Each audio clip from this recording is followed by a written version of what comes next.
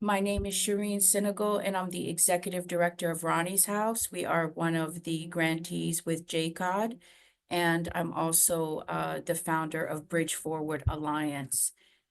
This workshop came about because I've been working with Dr. Rick for the last few years, and we are very intentional in our organization to support both the individuals that we are serving by providing them with trauma-informed workshops and one-on-one mental health. Sometimes it's group support, and we engage Dr. Rick to support our team in order to work and have a better understanding of how to serve the people that we are serving who are navigating trauma. As I realize that most of us as leaders of our organizations also have things that we are navigating. And in the space and the work that we do, oftentimes I think we neglect ourselves and we do not tap in to make sure that we have the tools to continue to navigate this work without that work taking away or affecting us. And so this was supposed to be a workshop for just a team of 7, but I really wanted to share it with you because I've gotten to know so many of you and you're really incredible people doing amazing work. And I wanted us all to be able to share in the knowledge and information. And Dr. Rick has been just an incredible asset partner.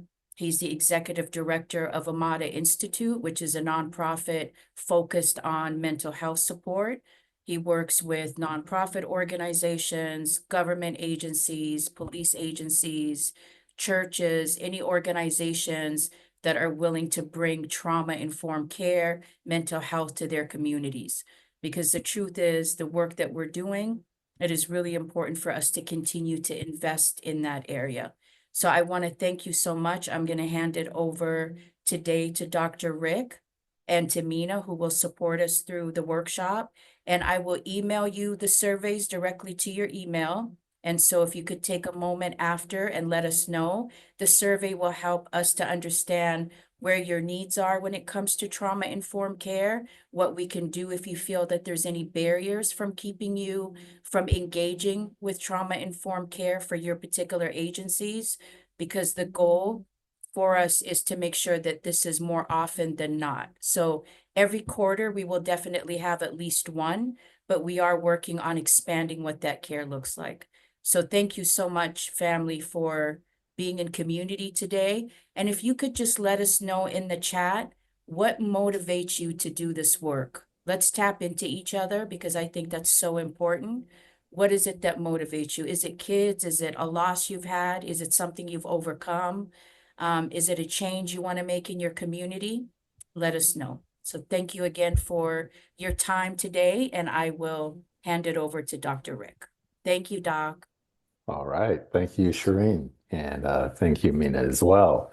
So, first of all, everybody, welcome. Glad to be here with you. As I understand it, I've got you for a couple of hours. And so, I'm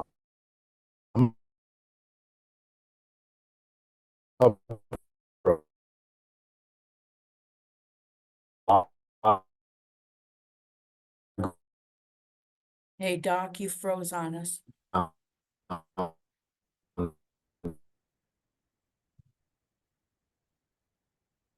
Hi, Doc, you froze on us. uh, uh, uh, I'm just going to reach just him, family. Give me stop one second. topic again here. Here- Hey, Doc. Oh, he just dropped off, but he'll be back. So good to see all your faces. Hi, family. All these amazing, there he is. Okay, Doc. You left us. I Okay, you're left back. you. All right. You know that, hey, you can never tell how things No, are going to roll. no, we don't. That's why we have to always have grace on each other. There we go. All right. So let me just get my screen situated. You all see one slide, right? Yes, we do. Okay, perfect. All right.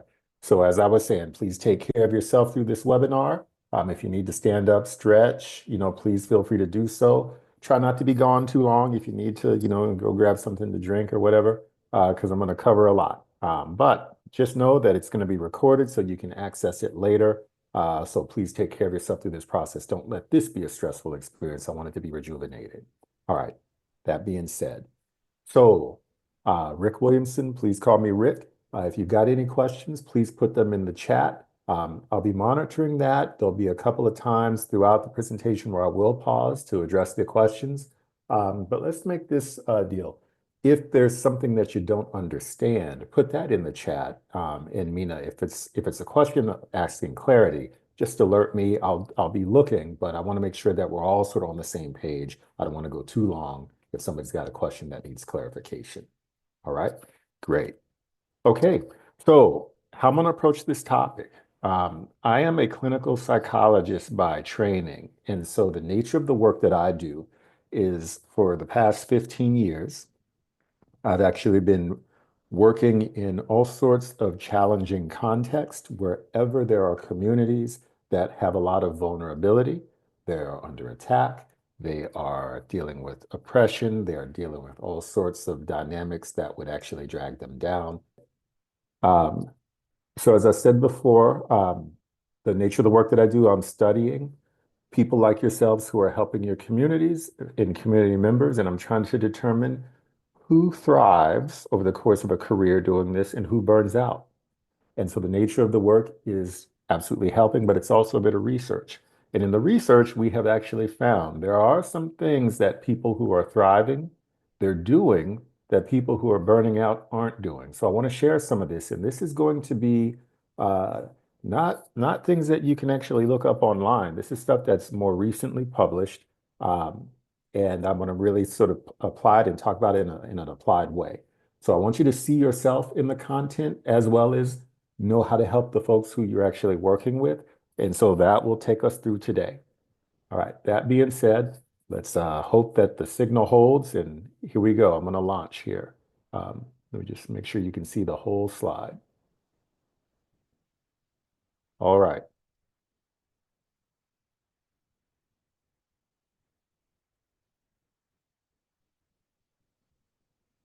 Okay, so what I'm going to start with, um, I'm going to give you um, a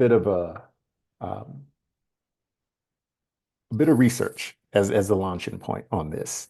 And the research is interesting. So back in the turn of the century here, back in 1998, there was some research done on the effects of trauma, on how people relate to one another. But instead of using people, they used rats, because when you want to look at, damage and look at what it does to the body and the brain, you can't do that with people easily. And so here's how the study went. They took a group of juvenile rats, a group of rats who were raised in the laboratory, but they were young, they were juveniles, and they put them in a cage together. And generally, why they use rats to substitute for people is because rats are very social animals. They're very pro-social. So healthy rats are going to interact a lot with one another. And when they put them in the cage together, they were watching to see how many interactions the rats actually had with each other. And a healthy interaction, healthy group of rats are going to interact probably about 20 times a day. And so when they put the rats in the cage together, it happened as expected that they would interact. And that interaction they would measure by the number of physical contacts between the rats. And they measured at about 20 contacts a day. They watched these rats over a course of 10 days. And here's what they did. They took two different groups. One group, they just put them in each day to see how they interacted with each other and basically counted up the number of physical contacts, which was about 20 over the duration of the time, 20 a day. The second group of rats, they put them in the cage together, watched them interact, but midway through, around day 4, they did something different with that group of rats. They put a cat hair in the cage with the rats. What happened with the group of rats in terms of their interactions with each other when there was a cat hair in the cage? It caused all the social engagement to stop. It went from 20 to 0. Here's the thing that's understandable because now there is threat in the environment, there's danger in the environment. And when there's danger, all of the energy goes to survival. None of the energy goes towards social engagement. Here's what happened though on day 5. They put the rats back in the cage. They did not put the cat hair in. The rats had no social engagement. They still stayed in alert mode. Day 6, day 7, day 8, day 9, day 10, they never brought the cat hair back. Slowly, those rats begin to interact a bit, but instead of interacting 20 times a day, they interacted 5 times a day. So, what does that suggest? It suggests that when you have actually gone through what we would call trauma, where there's actually sort of a threat to survival, and you cannot escape that survival, that's key. When you're in the cage as a rat, and the cat hair and the threat is in the cage with you, and there's no place to run, you just have to live with the threat. All your energy goes towards survival, and everything else stops. Even when the cat hair is no longer there, still a good amount of the bandwidth and energy is going towards looking for the cat hair, looking for the threats, even though the threat is never reintroduced in the environment. Those rats are never the same again. Now we extrapolate that to people. We extrapolate that to us. We extrapolate that to the clients that we serve. When people are raised in an environment or are part of an environment where they cannot escape the threats, they have to live with the threats, and the threats are daily, day in, day out, and constant, there's a certain amount of their energy and bandwidth that gets devoted to survival.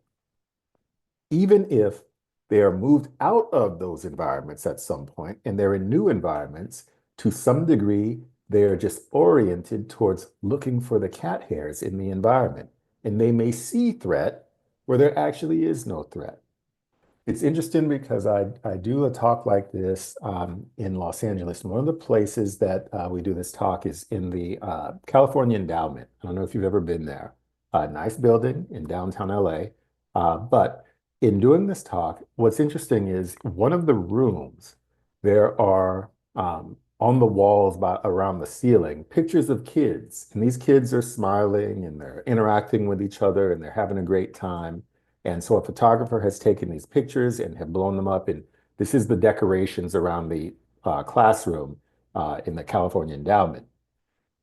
I give this talk, and typically there are one or two therapist types or one or two case managers who will always come up to me at the break or afterwards and say, "Hey, I know something about those cat hairs." It's like, I was raised in a gang culture. I was raised having to survive the streets.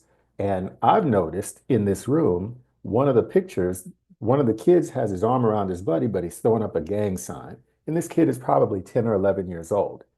And as sure as day, when I look, this kid clearly is throwing up a gang sign, which the photographer missed, which the people who put the picture on the wall missed, and who everybody in the room, including myself, actually missed. But who doesn't miss it? The people who actually had to figure out how to navigate and survive on the streets in a gang culture, and they never lose it. And here they are 20 years, 30 years later as an adult, as a professional, and yet there's some bandwidth, some part of their radar that's scanning the environment continually for the cat hairs so that they can navigate it. Now, that doesn't mean that somehow you are, if you've got that in your history, that somehow you carry a vulnerability. Because if you're working in these contexts and trying to help people navigate some of these waters, then that's actually quite helpful because you actually have to be able to navigate those waters. And people are much more complex than rats, of course, so it doesn't mean that you're compromised. But it does mean if you've been exposed to traumas, if the clients that you serve are exposed to traumas, there is a part of you and it's a part of them that's sort of always scanning for the threat. And when it perceives the threat, what happens? And so we'll be talking about what is that impact on the clients? How do you navigate that when it comes up in the work that you're doing? Because in the relational space, there can be some of those triggers, but the behaviors don't always give you an indication of, oh, this is an obvious trauma trigger. Sometimes it can be hard to see. It just means that it's difficult to work with this person, or this person's not compliant, or this person's quite demanding.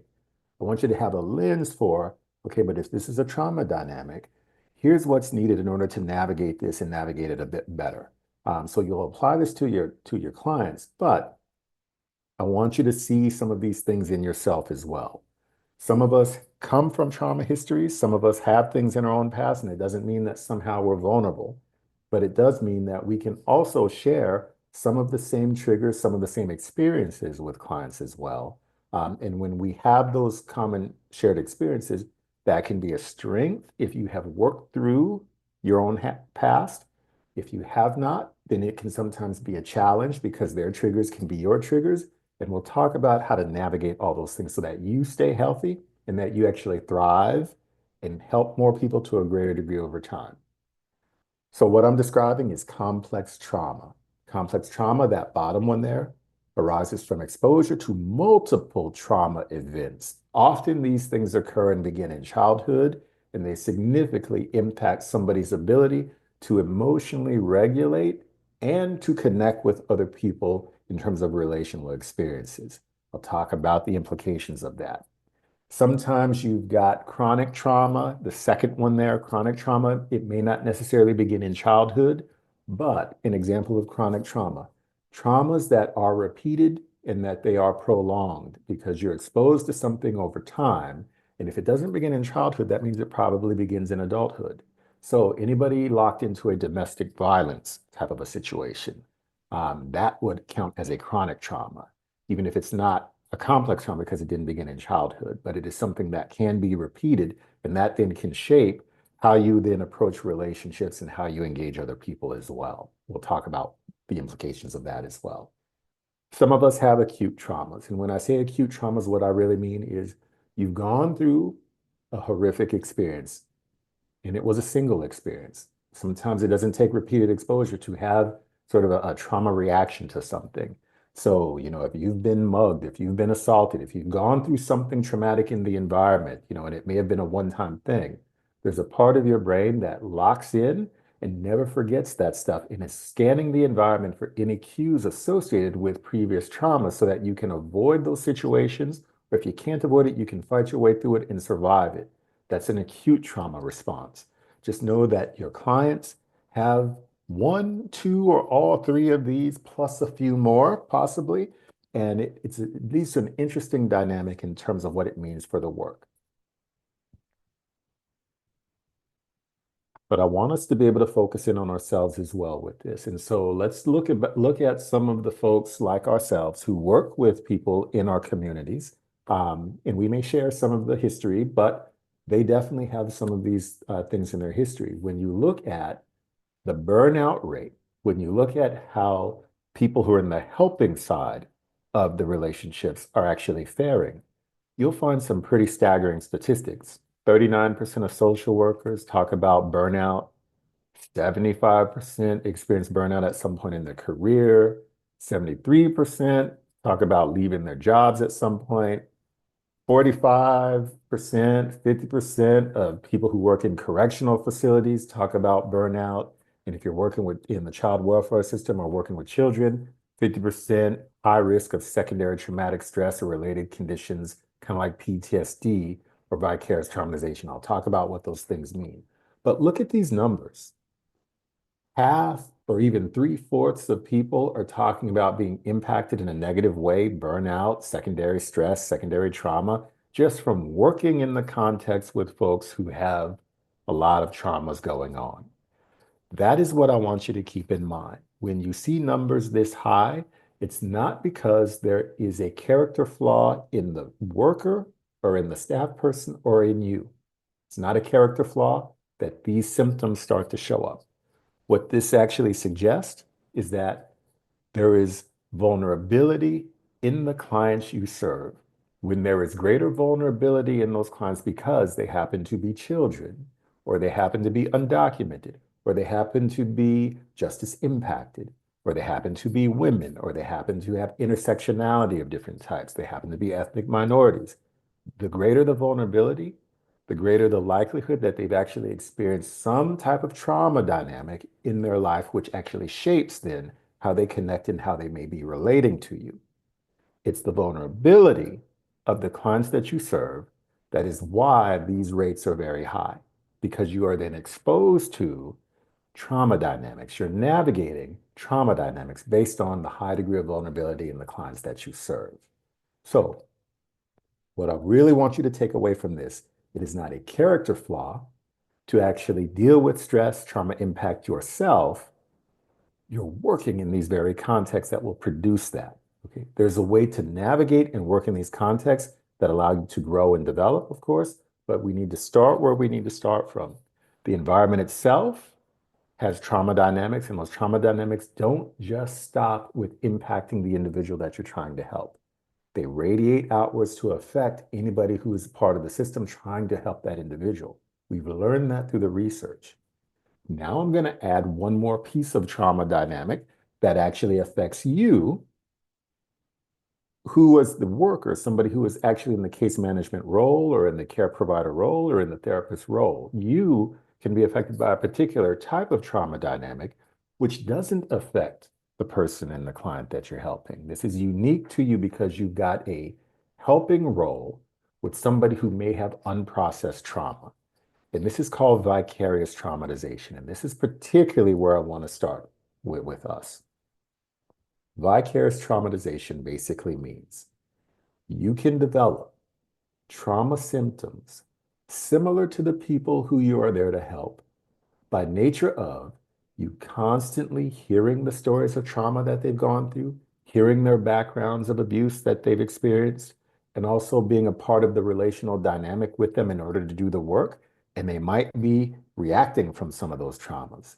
Just from you doing that work over time, you can start to change.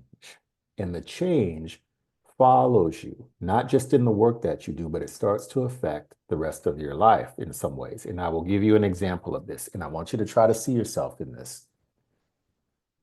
Vicarious trauma can look like this. I was talking with a social worker once, and she was telling me that she has been working in the juvenile detention centers for a number of years. So the nature of her work, she's a therapist inside the juvenile detention centers, and she's been doing that for a number of years. And so she's accustomed to working with a lot of young men who they understand, on the streets, how to sort of navigate the streets, and they don't show vulnerability, and they may test individuals. And when somebody is testing you, you have to get large in charge and not back down from that. And she learned to conduct herself within that context accordingly. So when some of the younger guys would test her, she wouldn't back down. She would get large and in charge, is what she would say. She would actually stand up for herself and stand up to that dynamic. And that's what she learned in order to then navigate those situations. And she was good at her job. She was absolutely good at her job. She said she didn't realize how much that started to change the way she navigated relationships outside of that job. And here's an example that she gave. She said one day she was walking in her neighborhood with her friend, her best friend, and there was a young man around 17 years old or so, just like the young men in the lockups that she works in. He's approaching them as they're walking towards him. He's walking towards them. She said something makes her radar that something's not quite right about this young man. And so her alarm bells go off.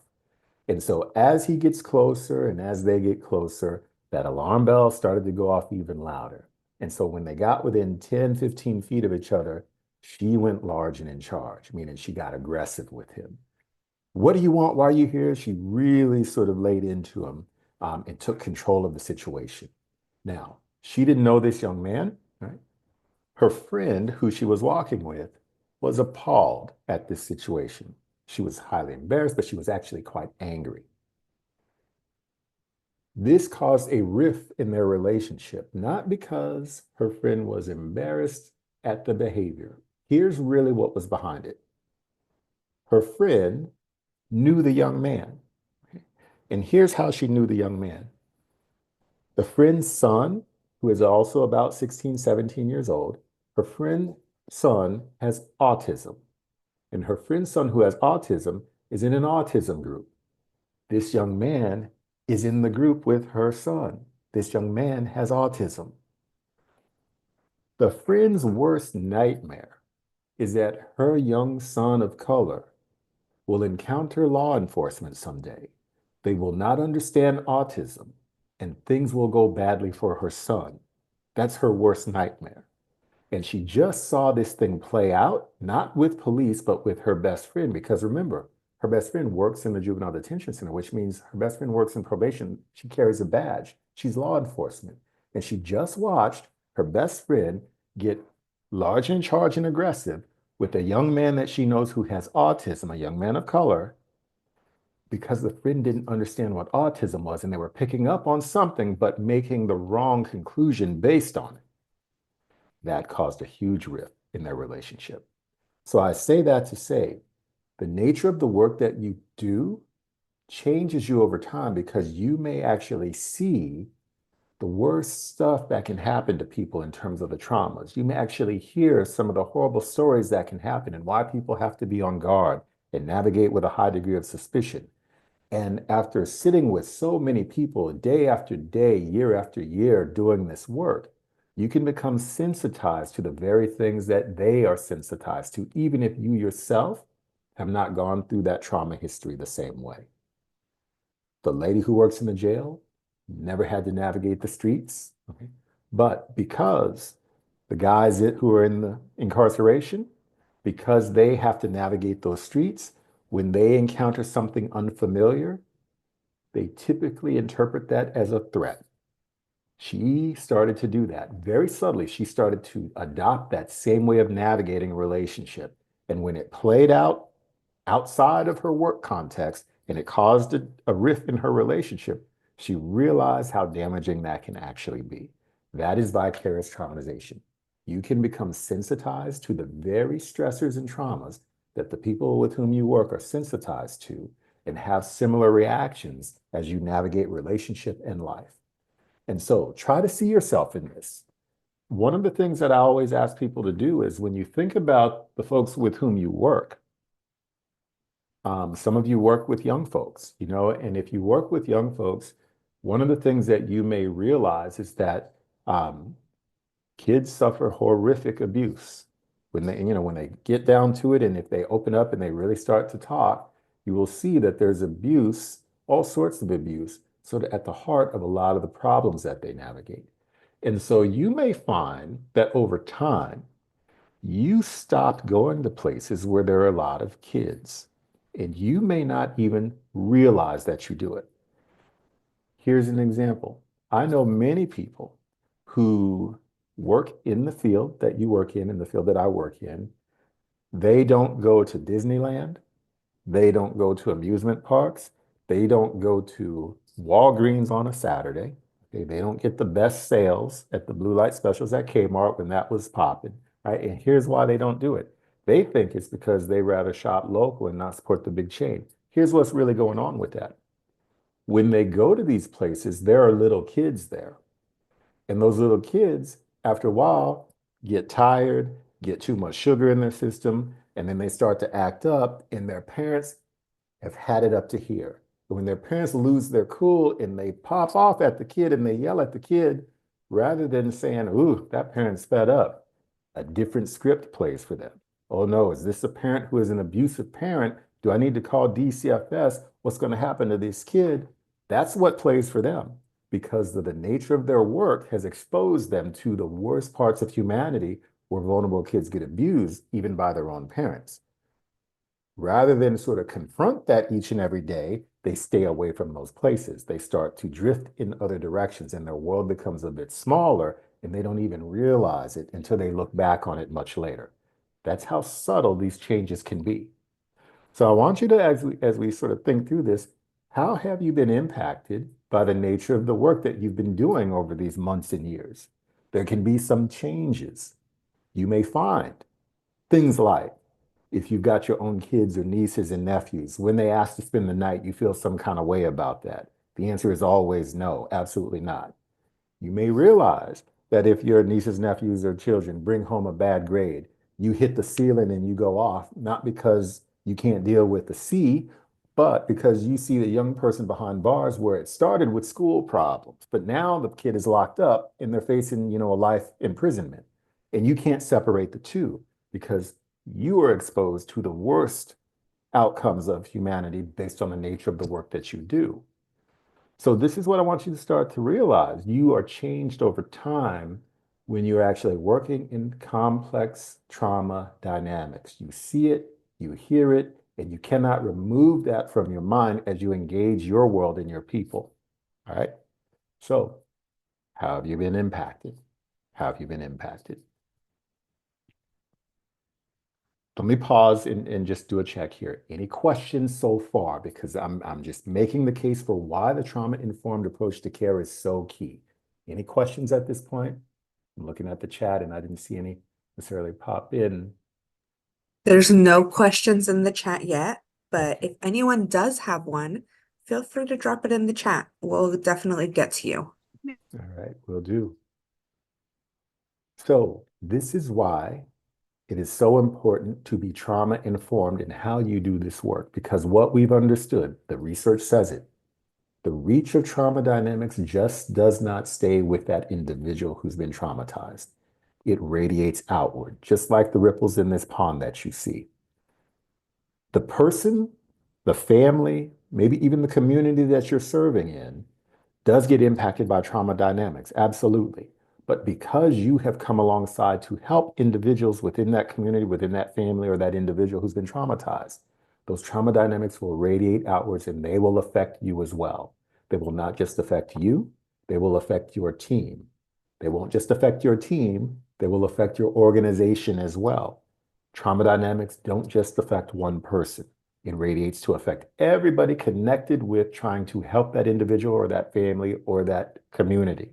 That's how it actually works. And therefore, a trauma-informed approach to care recognizes that the reach is much broader when it comes to trauma. Therefore, you've got to recognize the signs and symptoms in the people with whom you're working in order to try to help them better, for sure. But you also have to recognize the signs and symptoms in yourself and in your team as it shows up as well. How do you respond? There are ways to respond much more effectively when you realize you're dealing with trauma dynamics in your clients that will be helpful. But there's also ways that you've got to respond as an organization and as a team in terms of how you do this work. What are the procedures you have in place for doing the work? What are the practices? What are the policies of the organization? If you come away from this workshop thinking that I've got to be the one to take care of myself, and that's totally where the buck stops, okay, you do have to take care of you ultimately, but your organization and your team absolutely has a responsibility in that process. You are working in contexts where there is absolute trauma based on the vulnerability of the clientele. Therefore, the team and the organization has a responsibility to also operate trauma informed. And we'll talk about what that looks like, of course. The goal, you got to resist re-traumatizing the very people who you're there to help. And you've got to resist your own traumatization, whether it be vicarious traumatization or your burnout. You've got to resist all of those things because if you burn out, if you develop your own vicarious trauma, then it makes it all the more likely that you will actually exacerbate the trauma dynamics in those who you're trying to help. Here's what that can look like. If you have been in the situation where somebody feels, after times and times of meeting with you, they become comfortable enough and the environment is safe and they start to tell you a little bit about their history and those emotions are a part of that, that means there's trauma there, right? Those emotions are kind of raw and you feel it. You feel it because sometimes they may cry. Sometimes those emotions come out. Sometimes those emotions are really unpleasant. There can be anger. Sometimes that anger gets directed at you. When they start to actually talk about things that bring up their trauma, the emotions are a part of that. Those emotions are quite unpleasant. When you have been in that situation, in those types of conversations and exchanges 10, 20, 100 times, there's a part of your brain that realizes that this is unpleasant. And if you don't hold that in the right way and know what to do with that, your brain will actually try to distance itself from those negative experiences because they're negative. But it'll do it in a very subtle way that you won't even realize is a problem. It'll do it like this. You sit down with the 100th person and they start to bring up some stuff and their emotions start to get sort of riled up because it's unprocessed trauma behind it. And you'll say something like, calm down, everything's going to be okay. Or you'll say something like, you know what, you're a person of faith, God is in control, just remember that. Now, there's nothing wrong with saying those things, okay? But I want you to check in with yourself. If why you say those things is coming from a defense, meaning I'm saying this because I don't want to hear and experience the negative emotions. And therefore, I will say and do anything that causes the person to pull that stuff back in and not talk about it so that that stuff doesn't come up.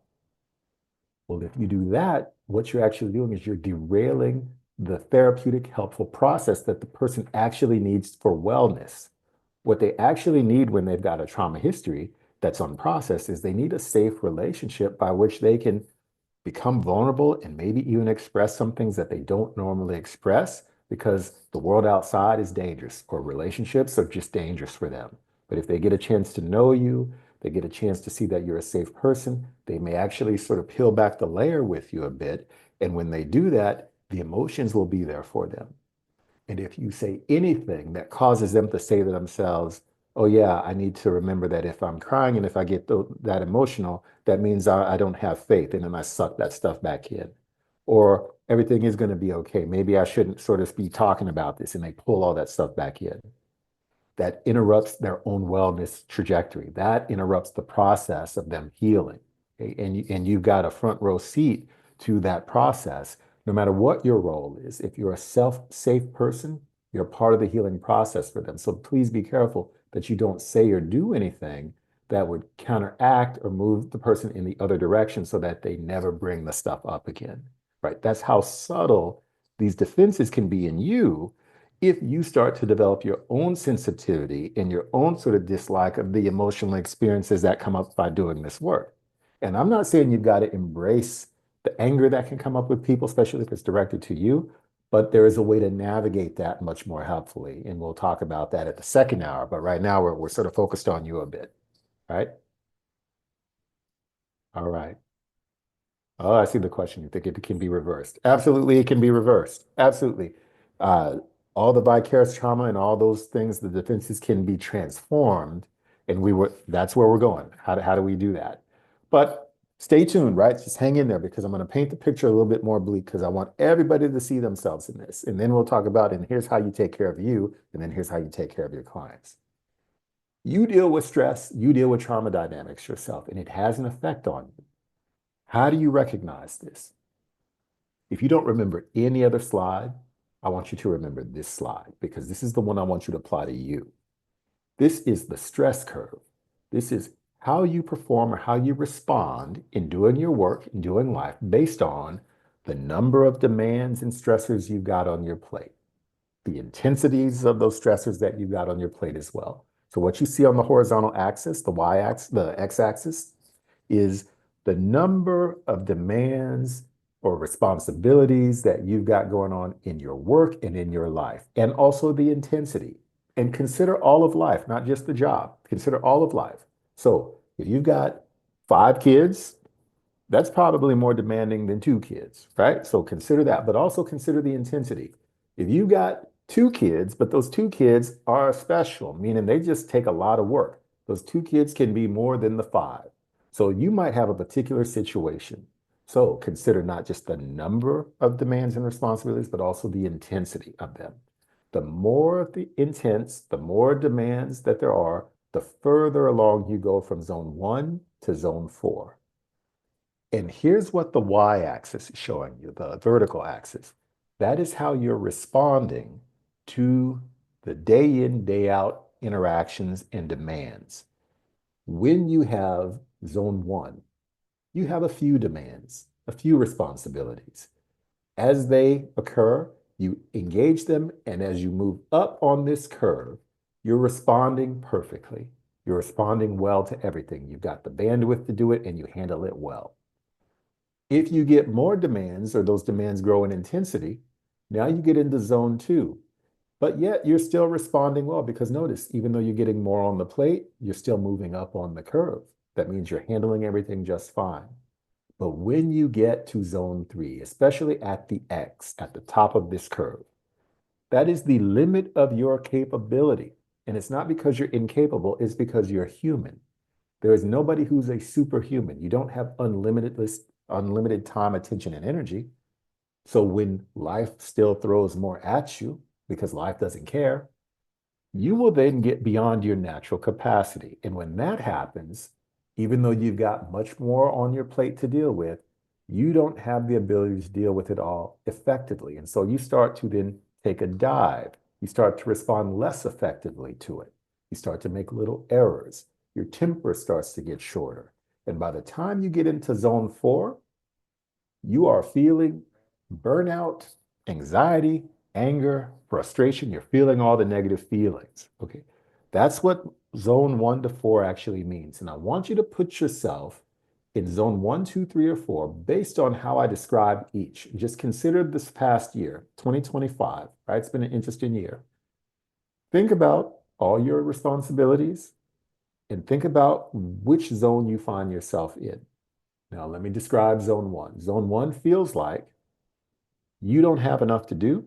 You are disengaged because there's not enough to do, or what you're involved in doesn't utilize your capabilities and your gifting. So it's almost like you're sitting on capability and gifting that you don't have an outlet for.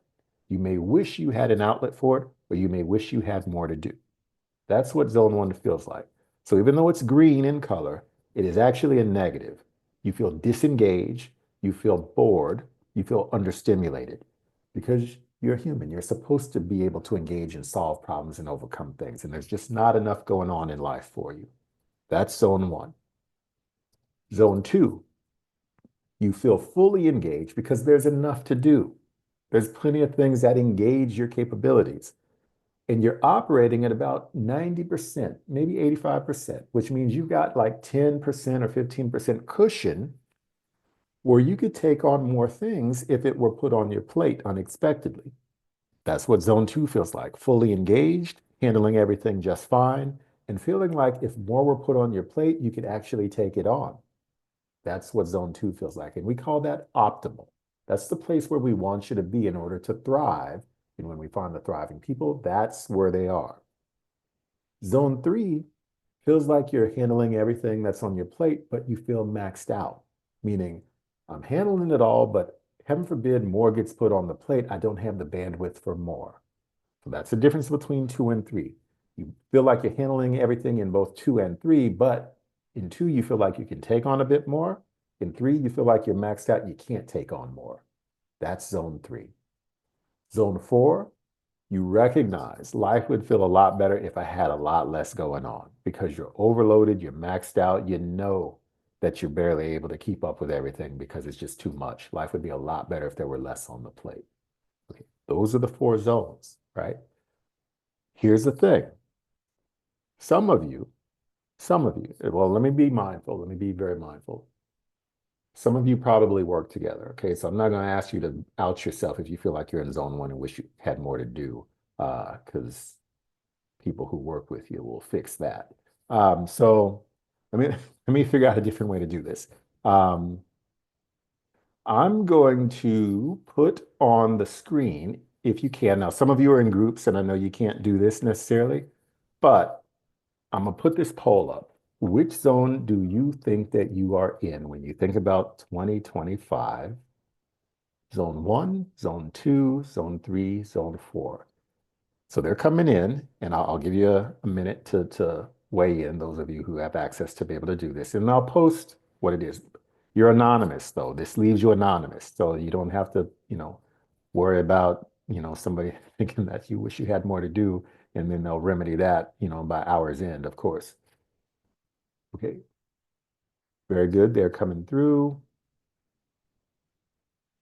All right. We just passed the 50% mark. Give you a few more seconds to weigh in for those who want to.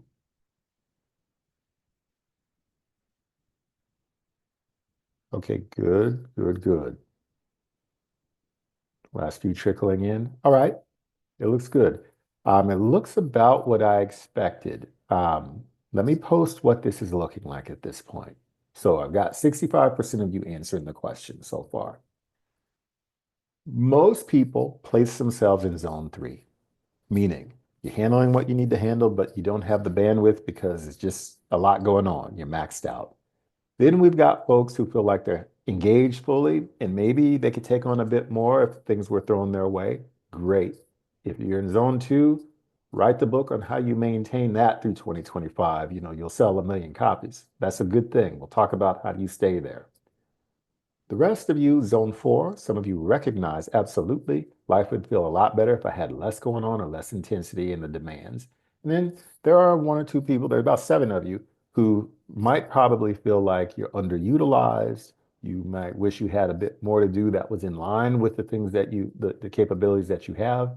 Or maybe even you have come into a position that feels relatively boring because the position or thing that you were doing before was crazy stress. And you've been calibrated to crazy stress. And now you're doing something that's actually normal, but normal feels boring. Okay? That can be zone 1 as well. Okay? So let's talk about this for a moment. For those of you who put yourselves in zone 1 and zone 4, you're very accurate because you feel the stress or you feel the disengagement. Very accurate. Those of you who put yourselves in zone 3 and zone 2, the majority of you, there's just wild inaccuracies that happen when people are self-rating around zone 2 and zone 3. And here's why. You don't feel the stress of being in zone 3.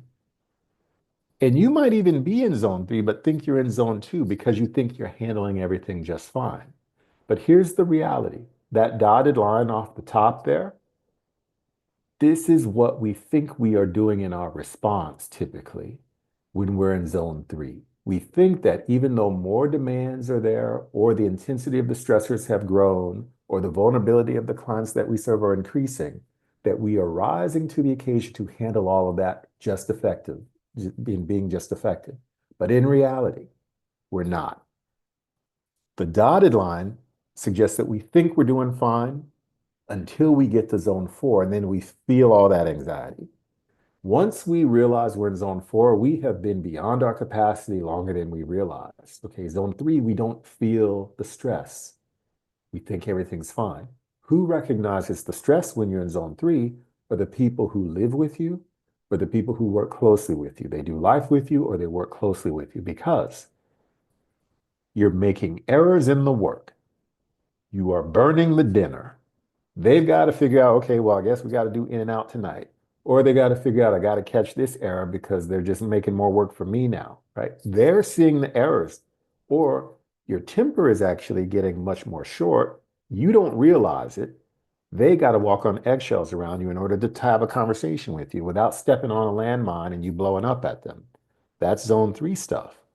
So I always say, if you think you're handling everything just fine, you've got to do another step to determine if that's the case. You've got to then ask the people who you do life with. I think I'm handling everything just fine. What do you think? Now, if they tell you absolutely you're handling everything just fine, that's evidence of zone 2. But if they pause and they hem and haw about, well, I don't know, maybe things will be better, or they just don't say much, the reason they don't say much is because they're not wanting to step on a landmine and have you go off on them because you're actually in zone 3 and you don't want to hear stuff that disagrees with your own self-perception. Understand how to interpret the pause. Understand how to interpret that feedback. That means something. That means you're not in an ideal place, right? The goal of what we'll be talking about and everything that we're saying is to get you into zone 2 because that is where you do the most effective work and that is where you thrive. That is how you help the clients that you serve the greatest degree. But here's the thing. You can be in zone 1, zone 3, and zone 4, and it's not a character flaw. Life throws you curveballs. You've got to have the cushion in order to deal with the curveball. That's why zone 2 is optimal. But life can throw you such a wallop that it takes you into zone 4. If you lose somebody, if your family is under attack, if you lose your job, you get catapulted into zone 4. If something horrific happens to a loved one, you get catapulted into zone 4. If the world just dumps a bunch of stuff on you, you get catapulted into zone 3 and zone 4. That is not a character flaw. Life will do that. You have to make sure you don't get stuck in zone 4. You don't get stuck in zone 3 or stuck in zone 1. You've got to know what to do in order to get back into zone 2 as quickly as possible, even if life is unrelenting with things. And you can still have healthy people, even though they're going through the worst things in life. That's not easy to do, but you can still find healthy people who have a sense of humor in incarceration situations. I work internationally. You can have healthy people who are living in Palestine who are under attack, and they are still healthy people, even though they're enduring the worst situations. Understand that you can still have cohesiveness in your relationship. And that is what I'm talking about. Because if you stay connected to people and you don't become that island and pull away from everybody, that cohesiveness allows you then to mitigate a lot of the stress that comes along with life and everyday stuff. Even when the worst situations happen and they're unavoidable, cohesiveness helps, meaning your connection with your coworkers, your connection with the people in your life, that is what helps you to get into zone two and get back quickly. But that has to be cultivated, right? And I'll give you examples of what that can look like, of course. But I'll just say this, even in my work, even in situations where, armies come in, attack and kill people, and maybe there's survivors, and that army might be coming back in a few weeks or whatever to try to finish off the rest of the folks. And these are real situations. In Timor-Leste, part of Indonesia, some of these dynamics happen, and I've been working there, in years past. And young people, young kid, a lot of his family was killed, and he had nightmares that the soldiers are going to come back and they're going to kill him too. And no matter what the mental health people who come in afterwards try to do to help calm that child down, nothing seems to work. It's understandable. You can't take that away. Those soldiers can come back, and they probably will come back to try to finish the job. Here's what helped that kid. He had an aunt who also survived. And the aunt tells him every time he gets upset and he's fearful of those soldiers coming back to kill him too. Hey, if those soldiers come back, they're going to have to kill us both because I'm not leaving you. The cohesiveness, that is the only thing that allows him to sort of be okay and re-anchors. Doesn't take away the reality of the bad stuff. But if you're alone in the bad stuff, which he was because his family was wiped out, that is a much worse situation. So we're looking for cohesiveness. And if you can figure out ways to cultivate cohesiveness and figure out some things that cultivate your own wellness, that is going to allow you to get back into zone two quickly. And every time you come back into zone two from zone three, four, or one, you come back stronger. Meaning it takes more to get you out of zone two into those other zones. It's almost like building weights, lifting and building muscle by lifting weights. You lift up weights, right? You pick them up and you tear down muscle fiber, right? And you feel sore. But if you put the weights down and you get sleep and you have a good diet, those muscle fibers repair. And when they repair and you're no longer sore, you can lift up more weight the next time. It takes more weight to tear down the muscle fibers. That's how you build muscle. And that's the same way you build what we call resilience and your capability to actually withstand trauma dynamics and be helpful in the midst of those dynamics to other people and to yourself. Same thing. So you have to be in zone three and zone four in order to actually build your resilience and your effectiveness. Our work shows that when we find resilient, strong people who are doing the most for their communities in their work and in their own lives, we always find people who have gone through and dealt with adversity. If people do not deal with adversity and challenge, they never develop the strength. So understand being in zone three, zone four, or zone one is not a character flaw. It is a part of the necessity of building your resilience and building your strength psychologically, but you got to be able to get back into zone two and know how to do that. And that is what we're going to be talking about here. So let me pause. Any questions that I might have missed? There is one. Is there a way to create boundaries in moments when you're being inundated with someone's traumatic experiences Mhm.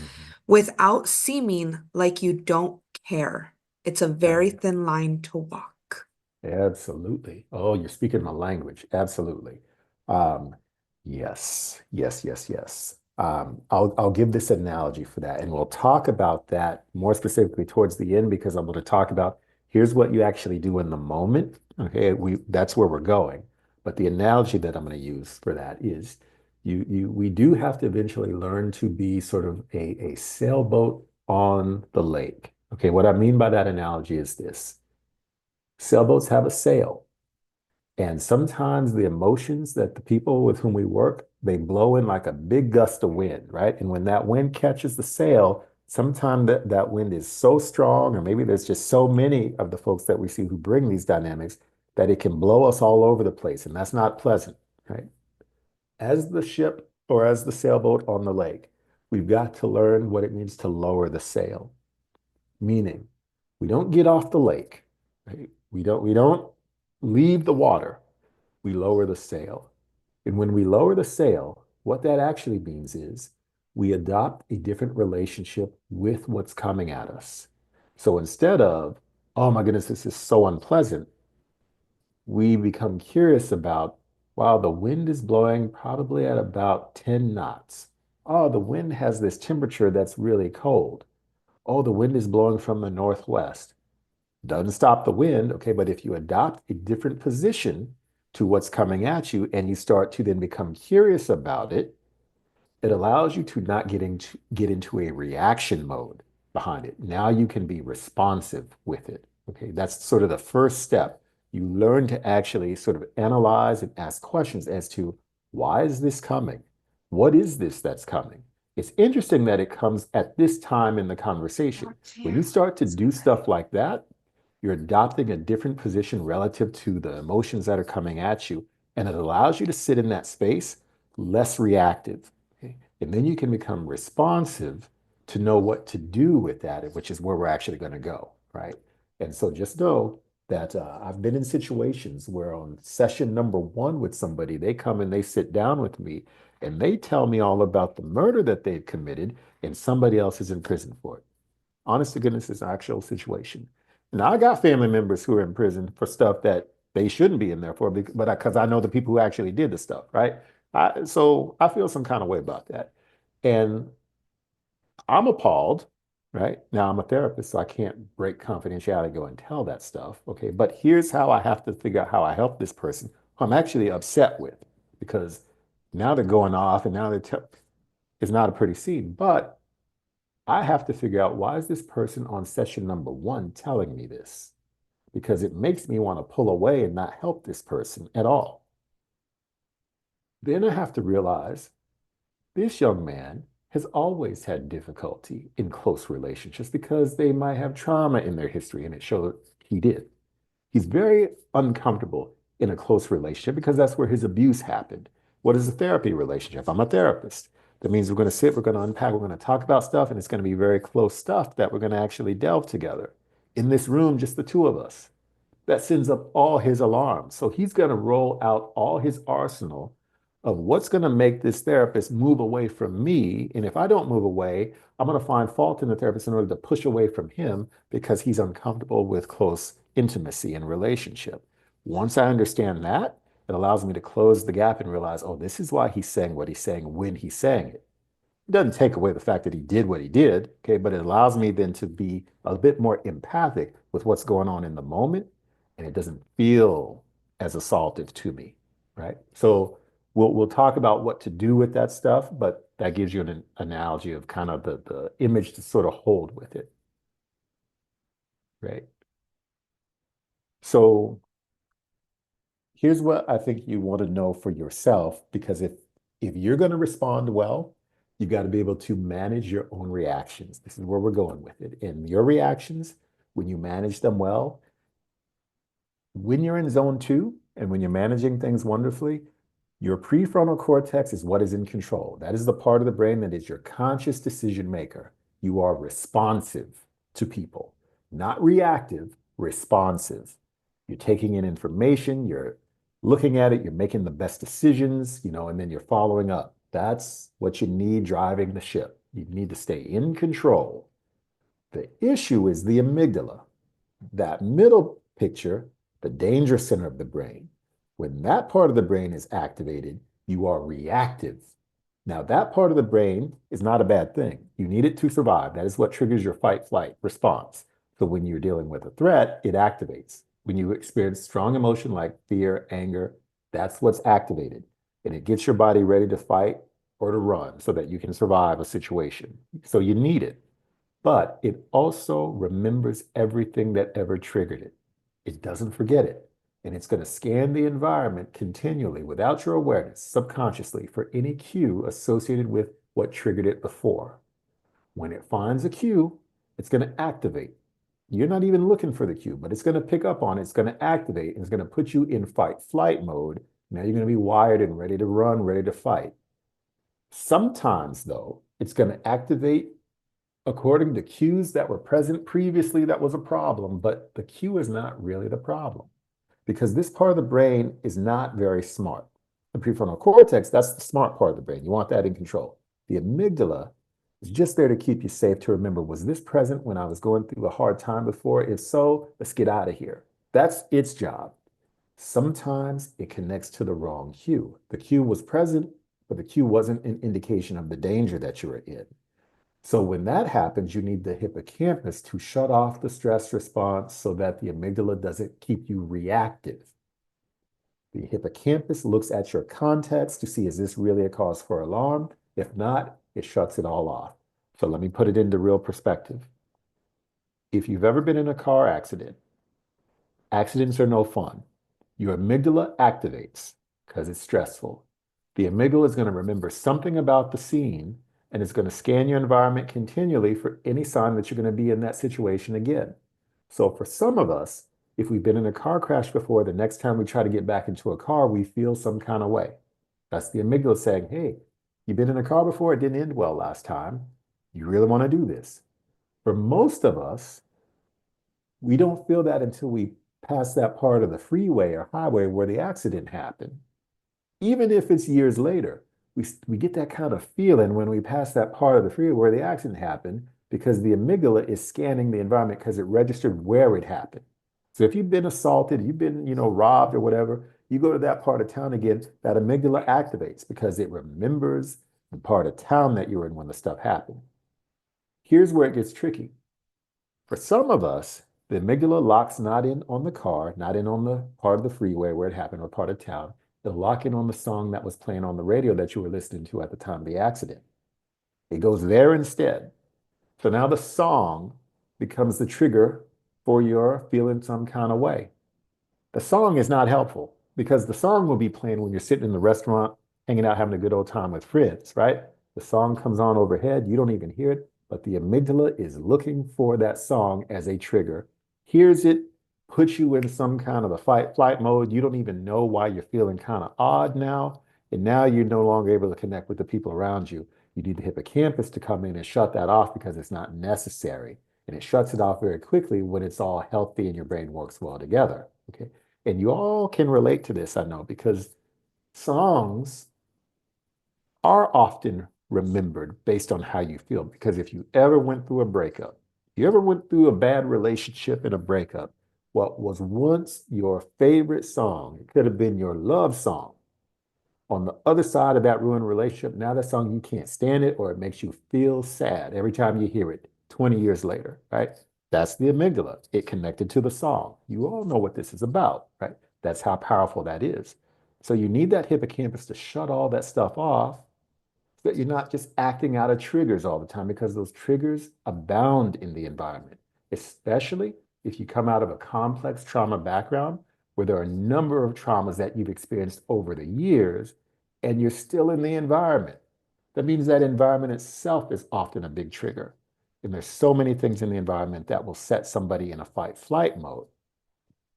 What's going on in their brain when that happens? Changes because they're constantly around triggers. Those triggers produce stress, and that stress makes the brain cells in the hippocampus less reactive, meaning it can't shut off the stress response even when it's not necessary. But it makes the brain cells in the amygdala much more reactive. So the more cues in your environment that are associated with your traumas that are unprocessed, the more your amygdala is going to then activate and your brain's going to try to shut that stuff off because it's not really necessary, but it's going to have a hard time doing that. So you're going to be in fight flight when you need to be doing your work. Think about it as a kid, right? As a child, if a child has been abused, the amygdala, which is not the smart part of the brain, will conclude, ooh, adults who have the power are the problem because they take advantage of me. And then you put that child in a classroom And in the classroom, there's an adult with power. It's called the teacher. And that child can have a reaction to that situation based on that amygdala response. And they go into fight flight mode. And when you go into fight flight, the last thing you can do is sit still and learn. So now you're sitting on all this energy because your body's really wanting to get out of there. And when the child starts to fidget and they can't sit still, the teacher recognizes that. And most teachers will try to crack down on that behavior by focusing on the child, telling the child, sit still, what's wrong with you? And now the teacher who's got all the authority is now focused on the child in a negative way, which only makes the child's reaction all the worse because it confirms the problem with adults with power for that child. Down the spiral we go, right? This is why teachers have to be trauma informed as well, because what's needed is not a negative focus on the behavior. What's needed is how do you assure a sense of safety to a child who's in a fight flight response because they have a trauma history? And there are ways to do that, right? But if you don't have trauma awareness, you will play right into it and make things all the worse. So that happens to a child, but the same thing happens to you when you're stuck in zone 3 and zone 4, right? And when you're stuck in zone 3 and zone 4, there's ways to recognize this. So here's a little bit of a cheat sheet to know which zone you're actually in. Now, I'm going to tell you these, okay? But here's the thing. If you got none of them in 2025, then you're in zone 2. And we need you to stay in zone 2, right? But if you got 1 or 2 of them, you're probably entering zone 3.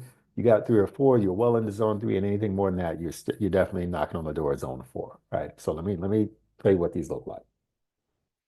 Emotional agitation, short-tempered, anxiousness, or depressed, you think you would know if you had depression and you were anxious. And that's zone 4 stuff. If you feel all that stuff more regularly, that's zone 4, you know it. But zone 3, before you feel anxiousness, here's what your body will do.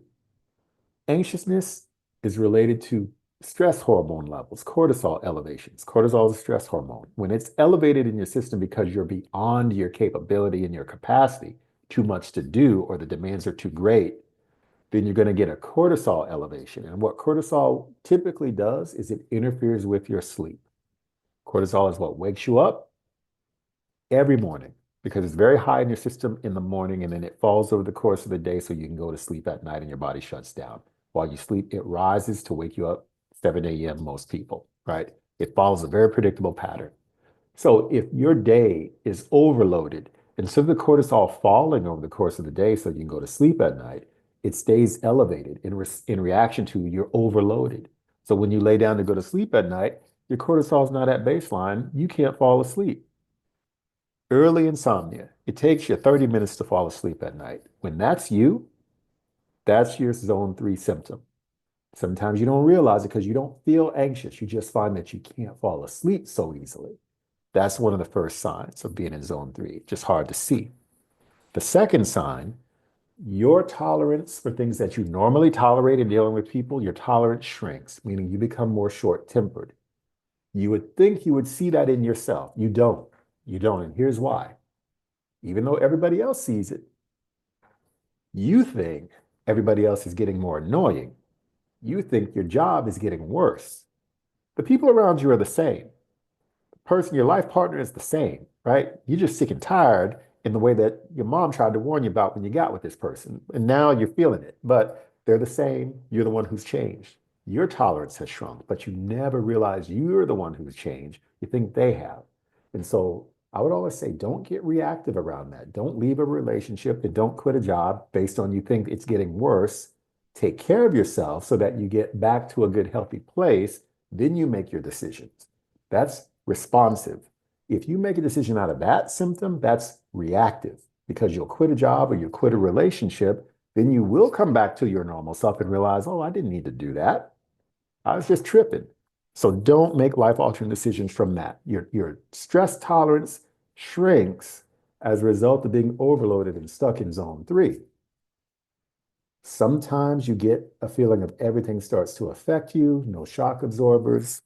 What I mean by that, your hippocampus and your prefrontal cortex, what we need to stay in control and healthy for you, when that is not working so well because you've got too much stress, cortisol in the system, and those brain changes happen, um, you do start to react to everything emotionally and you normally wouldn't. And here's when it's full blown, we call that emotional lability, meaning everything that happens, you're just reacting to emotionally. And that feels like you're out of control. And that's a real negative. Okay. Everybody knows if you feel out of control of your emotions, you know that's a problem. But in zone three, what does that feel like? When it's hard for you to recognize because it's just starting. You're gonna think that you are actually having emotional breakthroughs because you're feeling feelings according to things that you hadn't felt before. And you think it's a positive, but it's not. And people honestly tell me this. Hey, you know what? I was watching that movie the other night and it actually brought tears to my eyes. Maybe I'm not that cold-hearted person that people always claimed that I was. Okay, first of all, if the movie won an Oscar, then yes, that's a breakthrough because Oscar winning movies are supposed to bring up emotions. It's supposed to trick you into having an experience where you might actually feel something. That's 1% of movies. Most movies are trash. Most movies you are not having emotional reactions to as you watch this stuff, right? But if you find that you are having reactions to the commercials on TV, the TV shows that are trash TV, and you're having reactions to those, that's not an emotional breakthrough. That's the pathway to emotional lability when it's full blown. So don't mistake it, right? Don't mistake it. If you feel out of control of your emotions and things are bringing tears to your eyes that don't normally do it, that's zone three, right? That's zone three. Next, being unable to think well. There is a part of your brain, prefrontal cortex, that's supposed to help you to prioritize. How do you respond when there's a problem? And what do you do in response to the problem? It prioritizes what is the best thing to do to solve this problem. It's an automatic brain process. When that doesn't work well, because you've got those changes now you're in zone three, what you will experience is you really can't seem to make up your mind about some things. And you don't really recognize that that's happening to you until somebody asks you a question like, where you want to go this weekend? What do you want to eat for dinner? And when you get hung up on simple questions like that, you will feel like you are indecisive in an unusual way. That's what this stuff is. So you're no longer able to automatically prioritize what you should do in a particular situation, what you want over the weekend, what you want to eat even, right? You'll notice it in those types of scenarios. When it's full blown, okay, you won't even be able to mobilize in the face of some obvious problems, okay? You just don't know what to do and you just start to do something.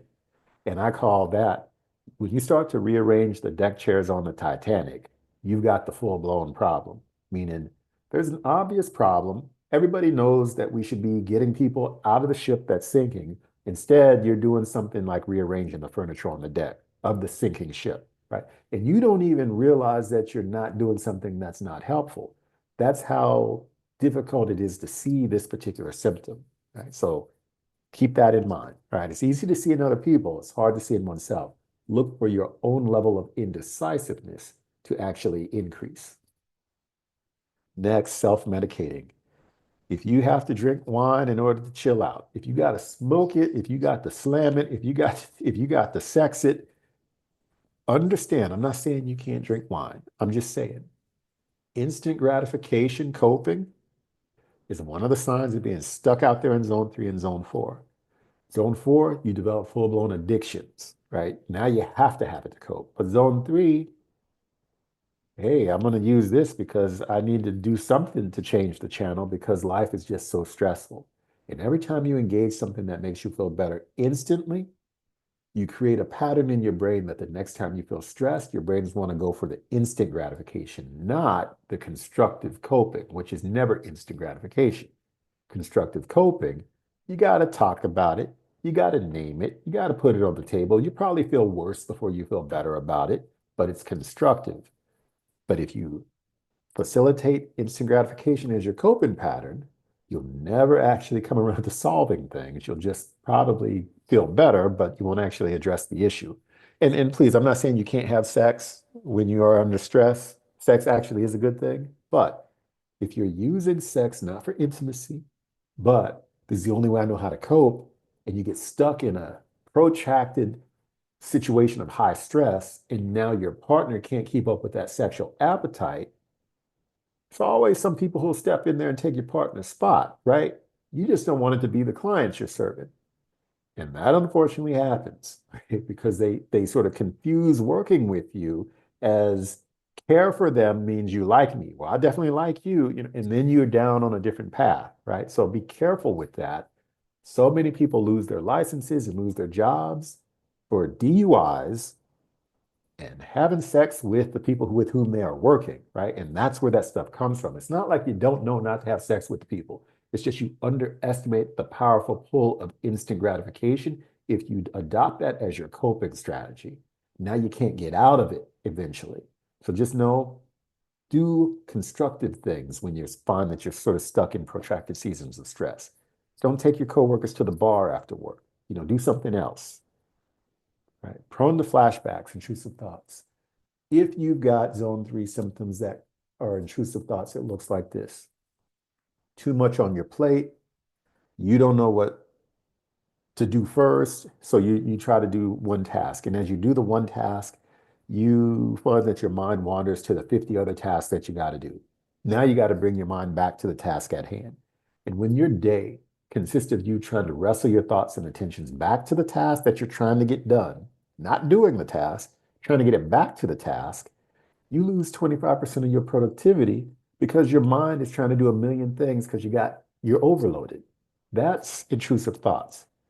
So if you read the paragraph and you forget what you read halfway through the paragraph, and you got to start over 3 and 4 times, that's what you look for as the zone 3 symptom. Okay.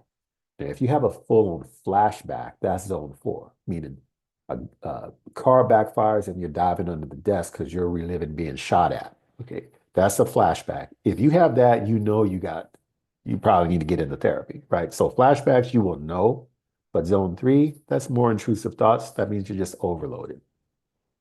Feeling mistrustful and paranoid. This is not bizarre paranoia like schizophrenia. This is just when you're highly stressed, you will start to interpret and misinterpret the intentions of the people around you. So this is the example that I gave with the lady who worked in the juvenile detention centers. She interprets ambiguity as threat.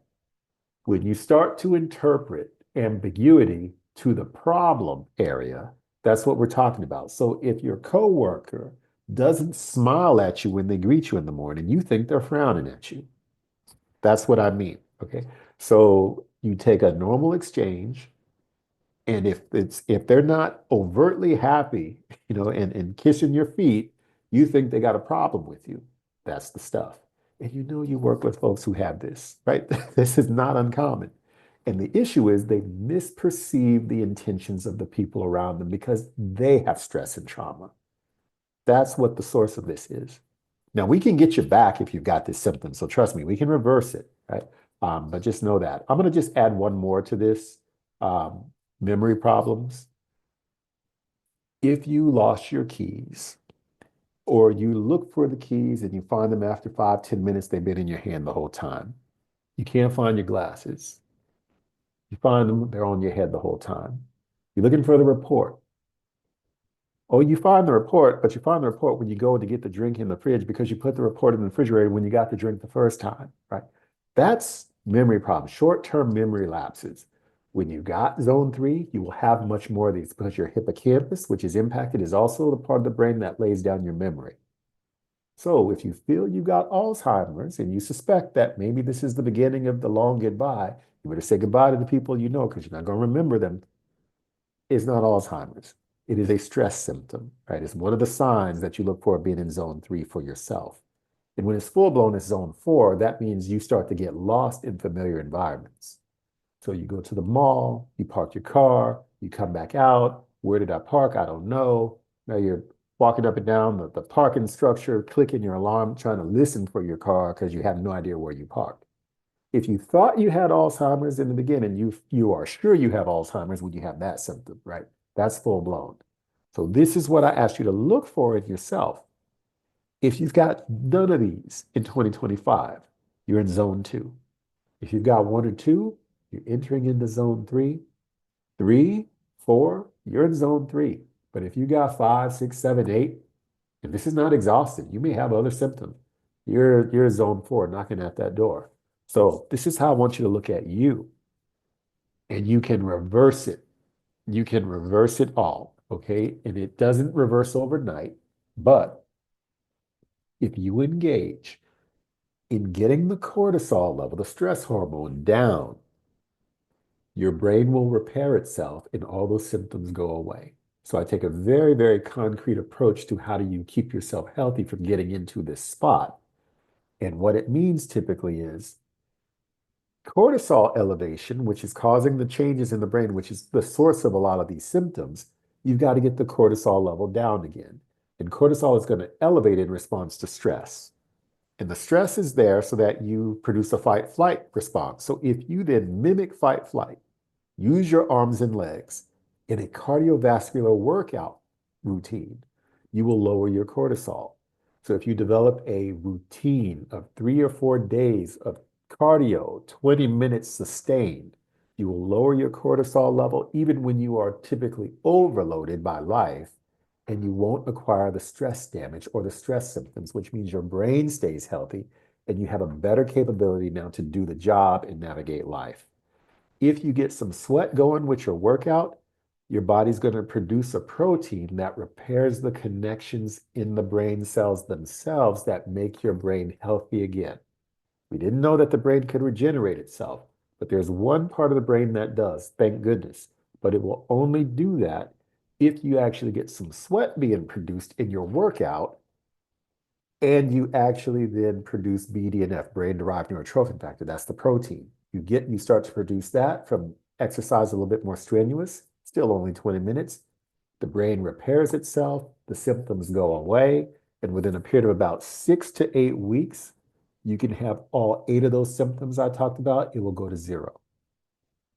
But you've got to sustain the workout for 20 minutes straight. Don't cheat. Some people get on the bicycle and ride outside, and I'm like, well, it's not working for me. And I'm like, well, it's because you rode for 10 minutes and then you coasted back downhill on the way home for 10 minutes. You got to sustain the exercise for 20 minutes. So don't get out there thinking you're going to play football, because football has way too many huddles in it where you're not running, right? So you get out there, you play soccer instead. You're not going to do anything if you're playing baseball, right? That's not helping nobody. So you got to be working, you got to be actually doing cardio for 20 minutes sustained. Don't cheat on that. You can reverse those symptoms. Ultimately, sleep, though. If you're not sleeping and your sleep is terrible, you only get 3 or 4 hours of sleep or 5 hours of sleep at night, you've got to actually do something to get out of that pattern. Because if your sleep is that bad, your brain is tired and you don't get the recovery that you need and you'll never get better. So you've got to figure out, how do you jumpstart a better sleep cycle where you get 7 or 8 hours, okay? But if you can't get 7 or 8 hours, how do you maximize the sleep that you get? Make sure that you go to sleep between 8:30 and 10:30 if you work a normal schedule, meaning you wake up in the morning, you work, and then you go to bed at night. Just a normal schedule. If you can go to sleep between 8:30 and 10:30, even if you only sleep 3 hours or 4 hours, that is worth more than 10 hours of sleep if you don't go to sleep till 2 a.m. Because the cortisol level, remember, rises and falls with great predictability in your body. And the cortisol level wakes you up in the morning and it allows you to go to sleep at night when it's very low. And if you don't go to sleep within a sleep window when it's low, it's going to start to rise to wake you up again at 7 a.m. And by the time you go to sleep at 1 a.m. or 2 a.m., the cortisol level is too high in your system for your body to get restful sleep. You'll sleep out of exhaustion, but your body doesn't shut down because the cortisol is too high. So you got to catch that window when it's naturally low. 8:30 to 10:30. So 8:30 to 10:30 is the sleep window. And how you know your sleep window is your sleep window. If you pass out of your sleep window and you're still awake and not asleep, serotonin drops in your brain, just a neurotransmitter. Your brain needs that, and so it tries to raise it, and it can raise it if it can get you to eat. Okay, so if you get hit with a craving at around 11:30, midnight every night, and you find that your craving is not for celery and carrots, but for chocolate and chips and In-N-Out, that's your brain saying, The sleep window is now past. Now we're having other problems as a result of it. And the only way I know how to correct it is to get you to eat something so I can raise the serotonin level again. That's telling you something, right? Be asleep by the time you get the craving, and all things are going to be well. If you're stuck in a sleep habit where you only get minimal sleep and you can't fall asleep, then I would say, then stay up 24 hours and go to sleep between 8:30 and 10:30 the next night. You can jumpstart a healthy sleep cycle. There's a lot of ways to do this, but that's under your physical self-care. You can reverse the symptoms by taking care of yourself. Social support is key, right? Just know that if you have people in your life who are positive, you experience them as positive, stay connected to them. Stay connected to the positive people. Now, what I'm not saying, or what I haven't said, there are some people in your life who aren't positive. There's some people in your life who are stressful. There's some people in your life who come to rob you of your joy, right? You don't have to say it, right? They exist. So everybody should do this assessment. Who are the people who I experience as those stressful people? Who are the people I experience as the positive people, the people I like to hang around? Okay. And so when you're in zone 3 or when you're under stress, when you're going through stuff, you put a boundary between you and the stressful people. You only deal with them according to what you have to deal with them. If it's work and you got to work with them, then you do it, you do the work, but you don't let their crazy become you crazy. If it's people in your family who fall in that category, you figure out how you feed them with a long spoon, right? Meaning, okay, you're in the family, but I don't need to have you sort of all up in mine right now. You figure out how you navigate that. You try to limit those exposures because they come to rob you of your joy. There's something wrong with them and they love misery because misery loves company. So you put some boundaries there, but you intentionally stay connected to the positive folks. The positive people will cause your body to produce oxytocin. Oxytocin counteracts, it's a stress, it's a hormone in the body that counteracts the stress hormone cortisol. You can be beyond your capacity, you can be highly stressed, but if you engage with people who are positive, it will protect your body from the elevated cortisol. Women who give birth have high levels of oxytocin because they're connected to the infant all the time.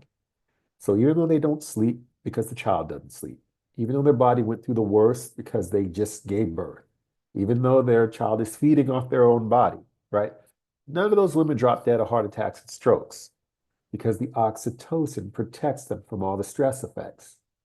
The oxytocin will be there for you if you have cultivated relationships that you stay connected with, which is why I said in the beginning, cohesiveness is what protects you even in a worse situation. I can take a team that is highly cohesive, put them in the middle of a war zone, and they're going to come out okay, provided they survive. They're not going to come out with a lot of psychological damage.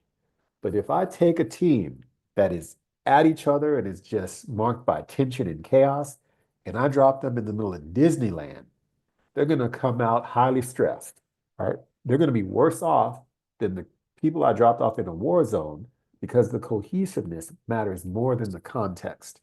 So if you've got good people, stay connected to them. Obviously, if you're more of an introvert, respect your need for solitary time. That is how you recharge, but never isolate. The tendency is when we get stressed, we pull away, start to isolate. We become that island. That only makes things worse. Respect your need for solitary time, but never go days without connecting with the good people. So that's your social support.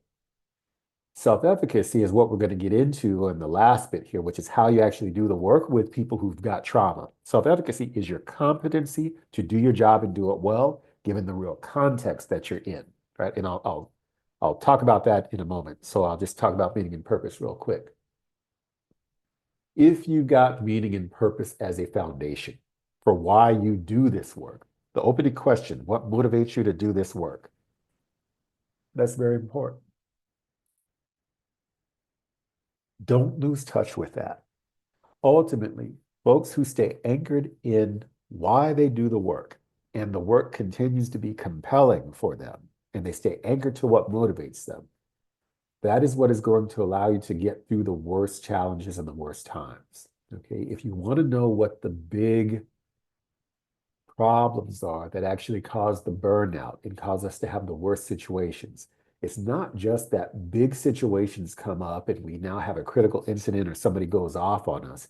That's the big thing that gets all the attention, right? But that's never in and of itself the thing that causes us to have the burnout.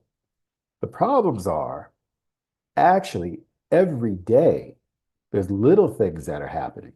And those little things grate at us. They sort of grind at us a bit. They're little discomforts, little things that we don't like about the work or the job or whatever. And those things erode your cushion. They sort of drain the gas tank so that when the big things do come along that are real assaults and problems, you don't have the gas tank that's full to deal with it. So it's the big things that work together with those little things that actually cause the problem. We focus on the big things. We never focus on those little things. Meaning and purpose.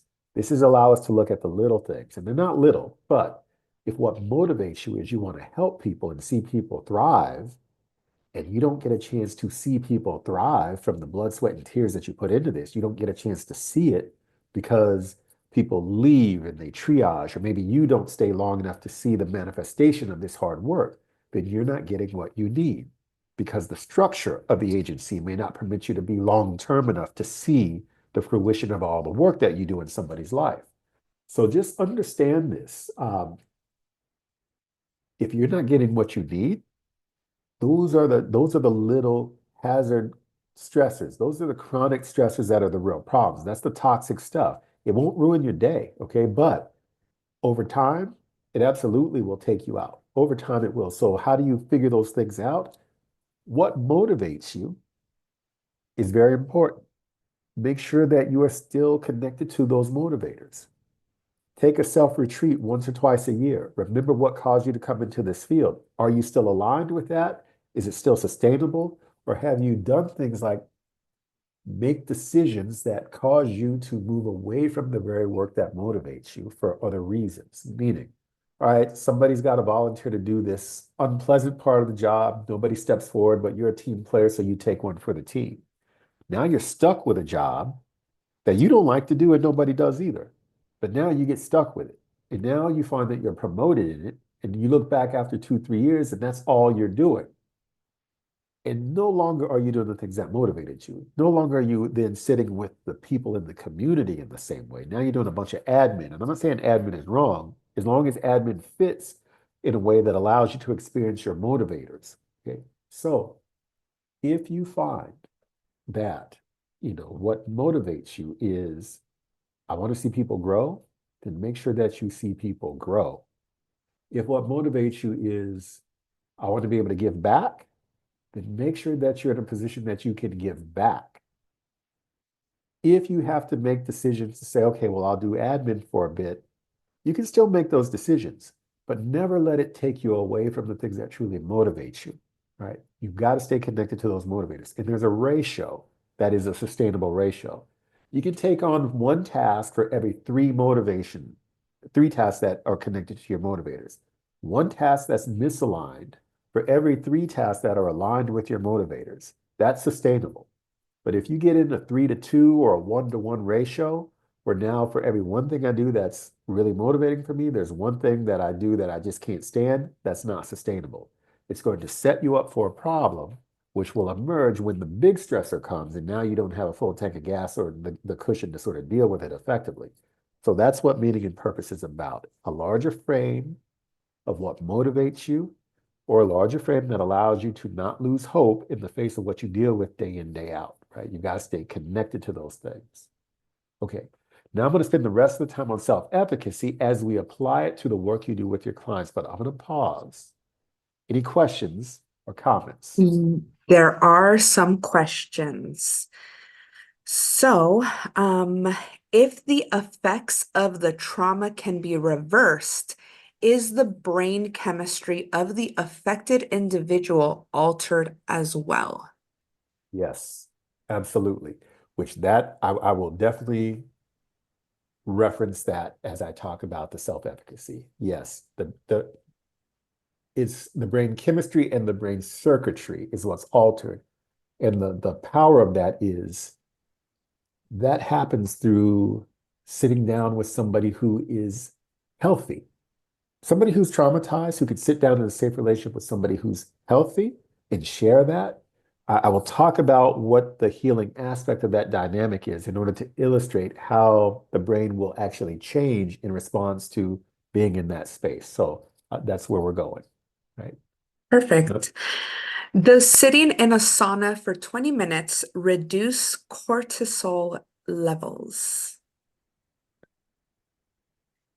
No. Um, Okay. but it's a good question. It doesn't mean don't sit in a sauna. Sauna does detoxify, it gets impurities out. That's a good thing. Cortisol levels are reduced by physical exertion. It's reduced naturally by physical exertion using the arms and legs. Okay. So you've got sort of two ways to deal with cortisol: physical exercise or engagement in a positive social connection, which will introduce oxytocin, which will counteract the negative effects of the cortisol. Right? Those two things is how you deal with cortisol. But if you sit in a sauna, you're going to promote body health, okay? But with that body health, then get out there and use that body. Okay? So it's a little bit, let me be honest with you. It's helpful, okay? It's just a longer route.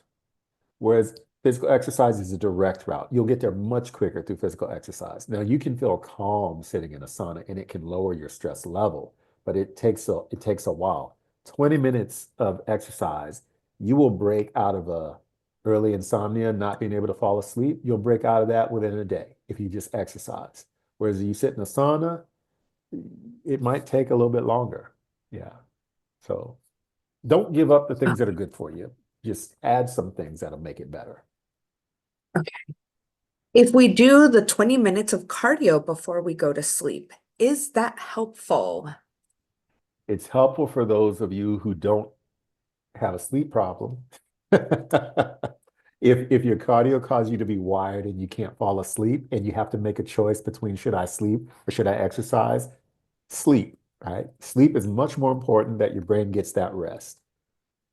For those of you who can't exercise because it's the only time of day that you got is right before bed, then choose sleep, right? But if sleep still evades you, but if by doing exercise you also can't get to sleep, there's something else going on. Typically, you are so locked into task through the course of your day, especially when you sort of work remotely, that you don't have transition times that allow you just to detox or just to sort of change the channel so that your channel change doesn't happen over the course of the day. It saves it up when you then try to fall asleep at night. So a channel change is when you drive home from work, when you walk the client to the door and say goodbye. These when you go to the bathroom in between seeing clients, those are channel changes. You need that. If you've got a laptop and all you're doing is once you're done with the client and with the work, you close the laptop. Now you're insta mom, insta dad, you jump into another task. There's no drive home. There's no transition time. So your brain needs the transition time. It doesn't get it. So it's going to take advantage of the first transition time you give it. And it's going to download everything from the day. And that's going to be when you try to go to sleep at night. So understand, sleep is tricky, right? But there's always a way to sort of get at what's going on. But sleep is precious. So do whatever you can to get the sleep. The next question, does isolation feed the trauma? Isolation can feed the trauma. Isolation definitely can make things worse. And I say that with some caveat. If you've gone through, I'm just use an example, if you've gone through sexual trauma, or if you've gone through trauma at the hands of another person, and what feels safe is to be away from people, then what you're actually dealing with is a sense of safety that masquerades as isolation. Okay, so what you don't want to do in those situations, you don't want to force somebody into connection with somebody and it actually be the trigger for their trauma. You just have to be sensitive. What is the nature of their trauma? Isolation, though, is when you truly do pull away from people and you don't have the connection at all, right? So that's never good. That always is a negative. But I would say this, making sure that safety is always the thing that will help safety is what you're shooting for. So if the trauma is connected to being connected with people, then you might see people a bit more, we say isolated, but they're a bit more standoffish, and that's for safety reasons. And they will typically find other ways to maybe get their needs met. They may have pets. Okay, they may have whatever's safe, right? And everybody does well with pets. Everybody, you put pets in prison, the inmates do a lot better. Pets are gold, unless you got 50 cats and no people. That's a problem. Okay, but they'll figure out other ways to do that, and then you try to build on that. So everything's a little bit of a caveat depending on the nature of the trauma. All right. And Any other another questions? person asked, what was that ratio again? Mhm. 3 to 1. Three positives for every one negative is a sustainable work situation. Okay. You doing three things that you really do find motivate you to every one thing that you could care less about, that's sustainable. If it's an adolescent or a child, 4 to 1, right? So once you're an adult, 3 to 1. If you're an adolescent, 4 to 1. If you're highly traumatized, you regress, then it becomes 4 to 1. Okay, so four positives for everyone negative. So just know that if you're hiring people into your organization who may be coming from trauma histories that the clients have, and maybe they haven't worked through all that, 4 to 1 might need to be the ratio. So typically keep that in mind as you pick up and volunteer for certain things. And how do I keep myself healthy when dealing with so much trauma? Yeah, that's exactly the question. I'm gonna, that's a workshop in and of itself. I'll sum it up by saying this.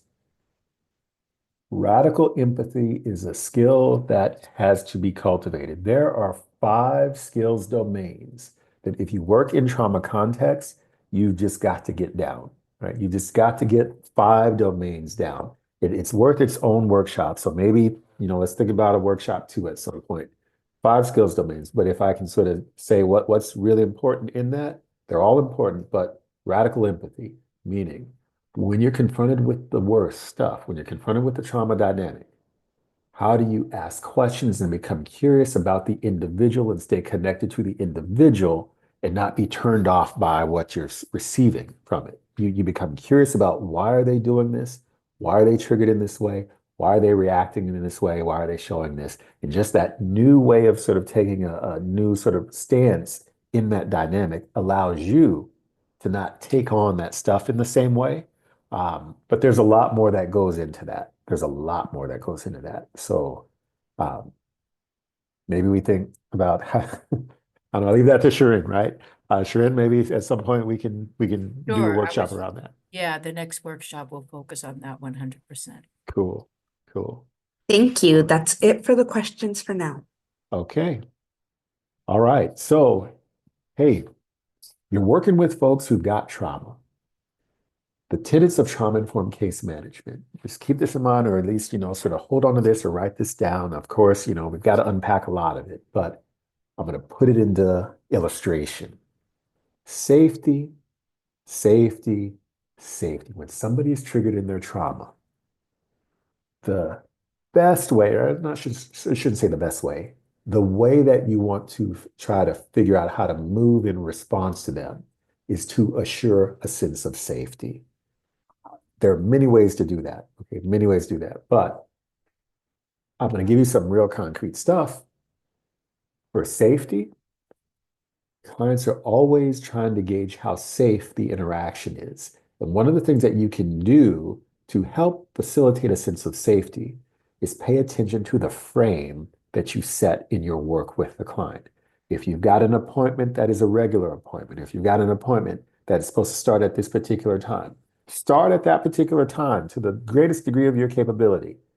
When it's supposed to go for an hour, let it go for an hour, right? Whatever the time, whatever you say, do. Set it so that it becomes reliably predictable.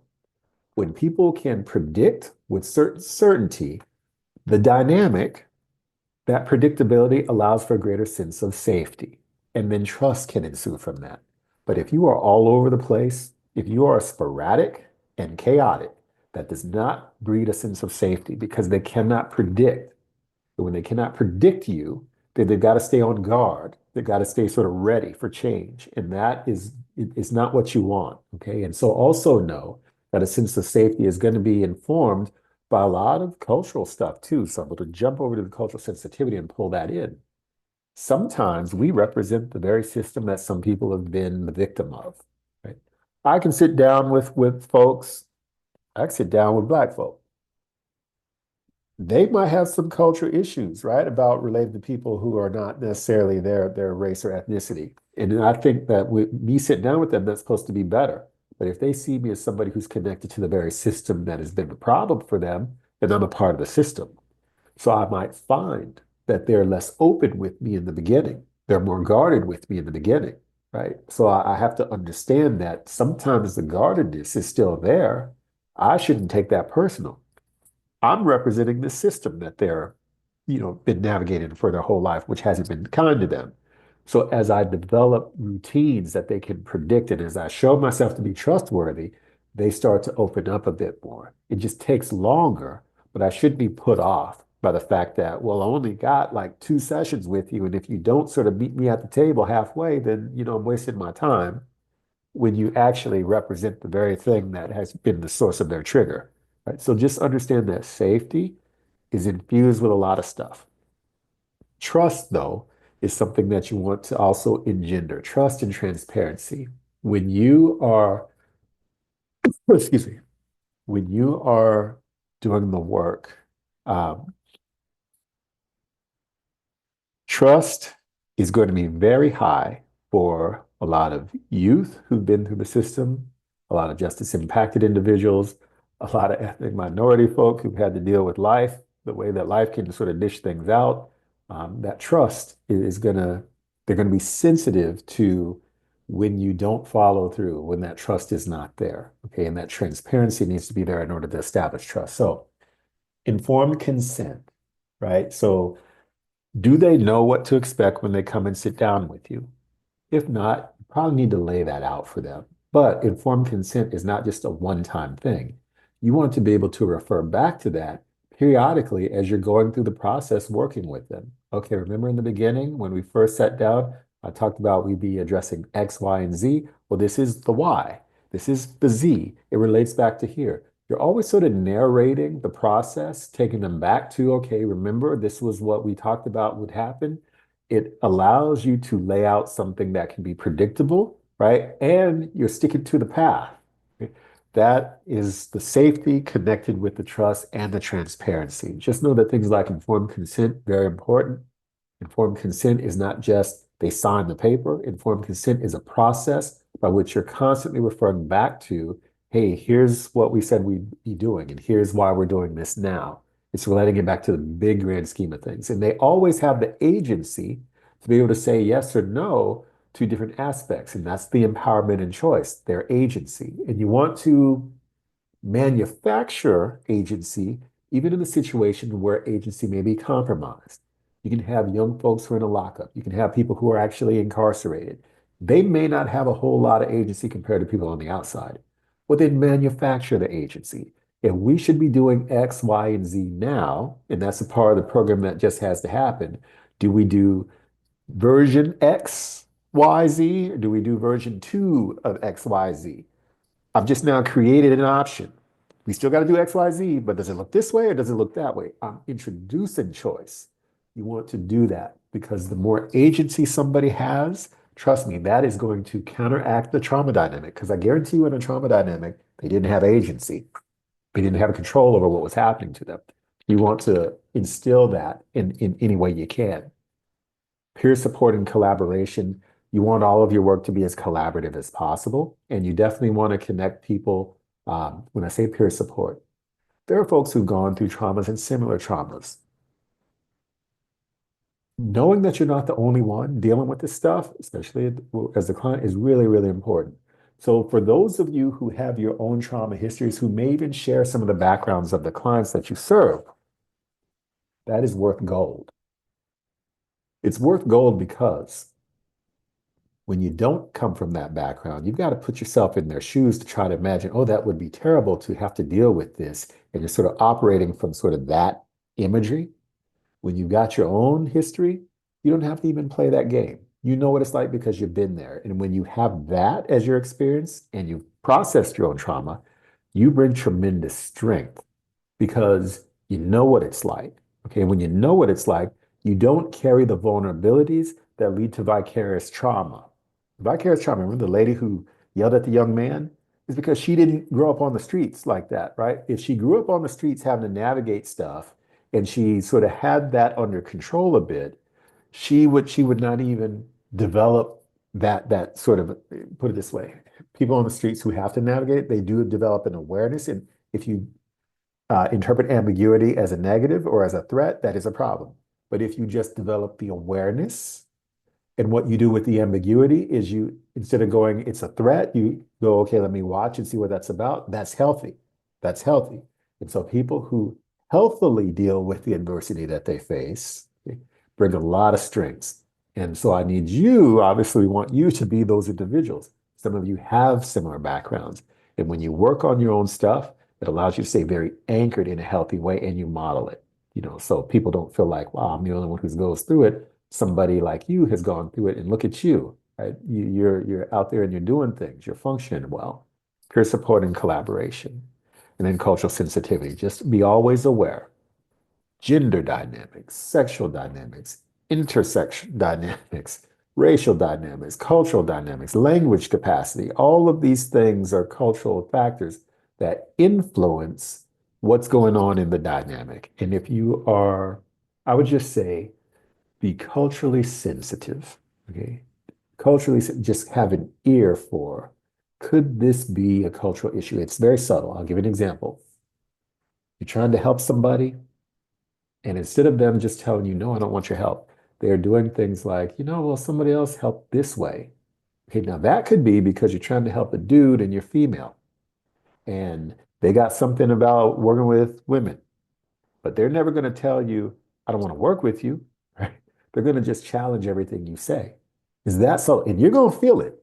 They're not even going to realize that they're doing it. Okay?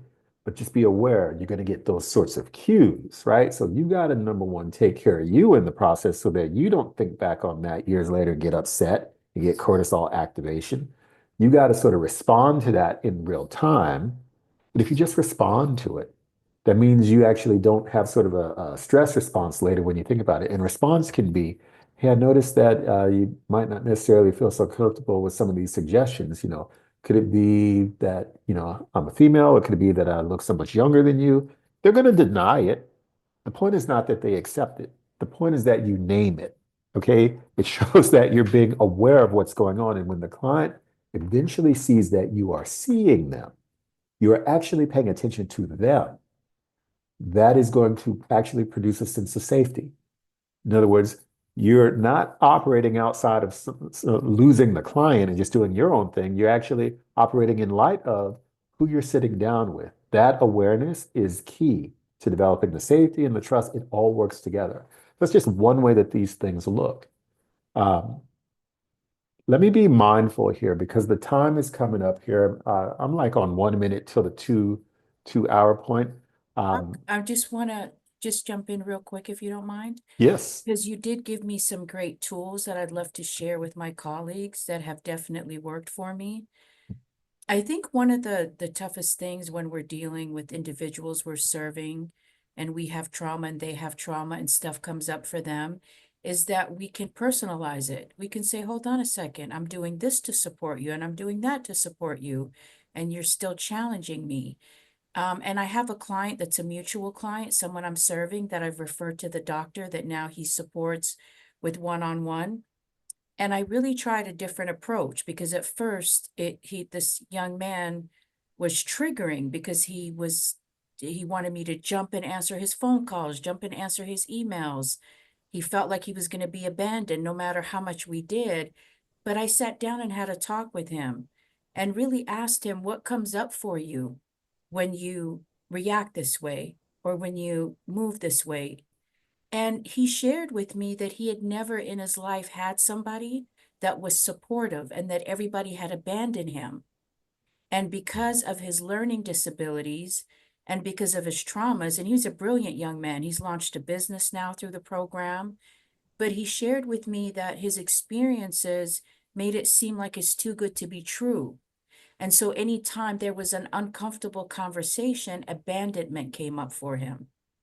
Absolutely. So one of the key things, and of course, I'm figuring it out as we all are, but one of the things that we do now from the beginning when we're even intaking is that we gauge where the people we're serving are with their trauma and their mental health, and we give them permission to understand that there's nothing wrong with them if they have traumas.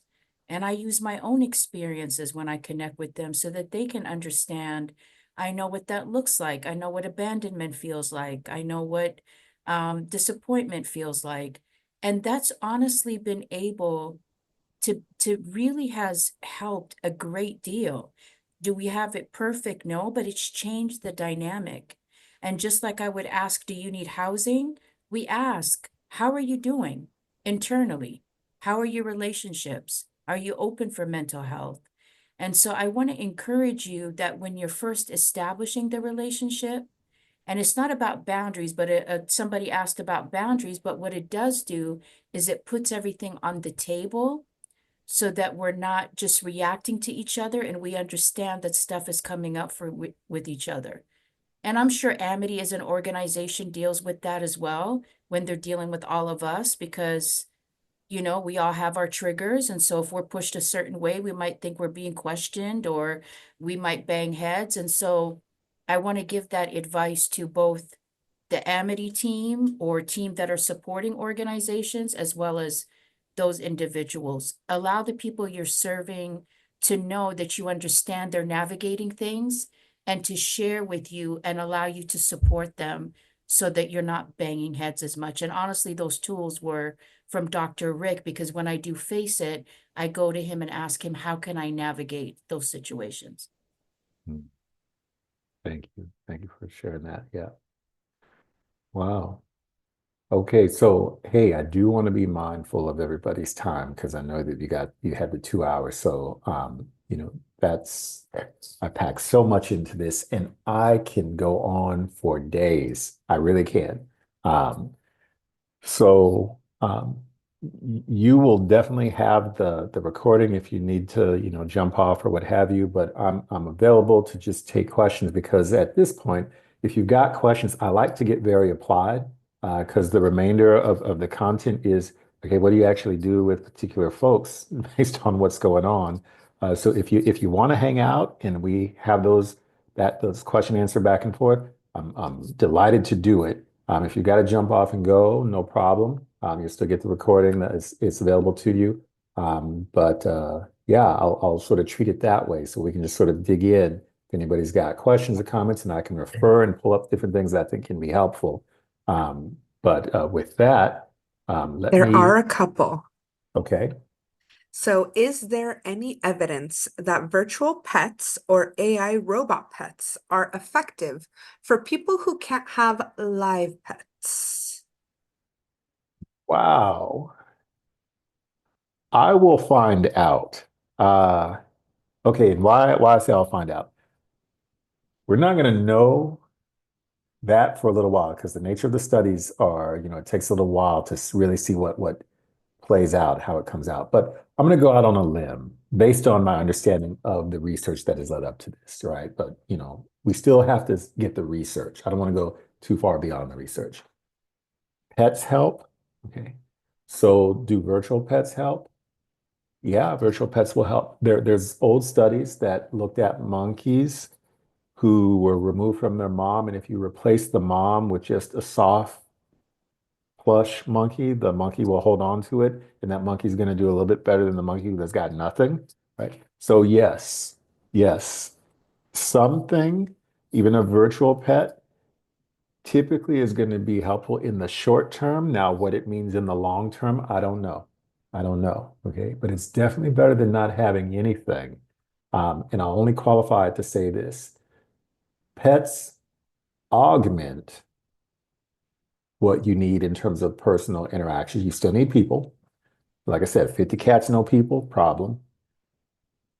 Technology augments embodied contact. So if you have, 500 friends, but you never met any of them in person because they're all on Twitter or Instagram or Facebook, whatever it is you have, and you're, not 15, that's not good, right? That's not good. Now, it doesn't mean that it's bad. It just means that embodied relationships, people who you actually connect with in person, that's where the health is. And then once you have that as the foundation, then keeping up with them through technology is actually helpful as well. But if you've never met people, and you don't actually have embodied relationships with anybody, that actually is probably more of a problem. Okay, that means you may be uncomfortable with certain things, and you may be trying to show a particular side of yourself that you can highly uh, cultivate, right? You're in control of every aspect of what you allow people to see, and you don't let them see other parts of yourself. That's not a full relationship. The problems with that. So technology is good as long as it augments and doesn't replace embodied connection.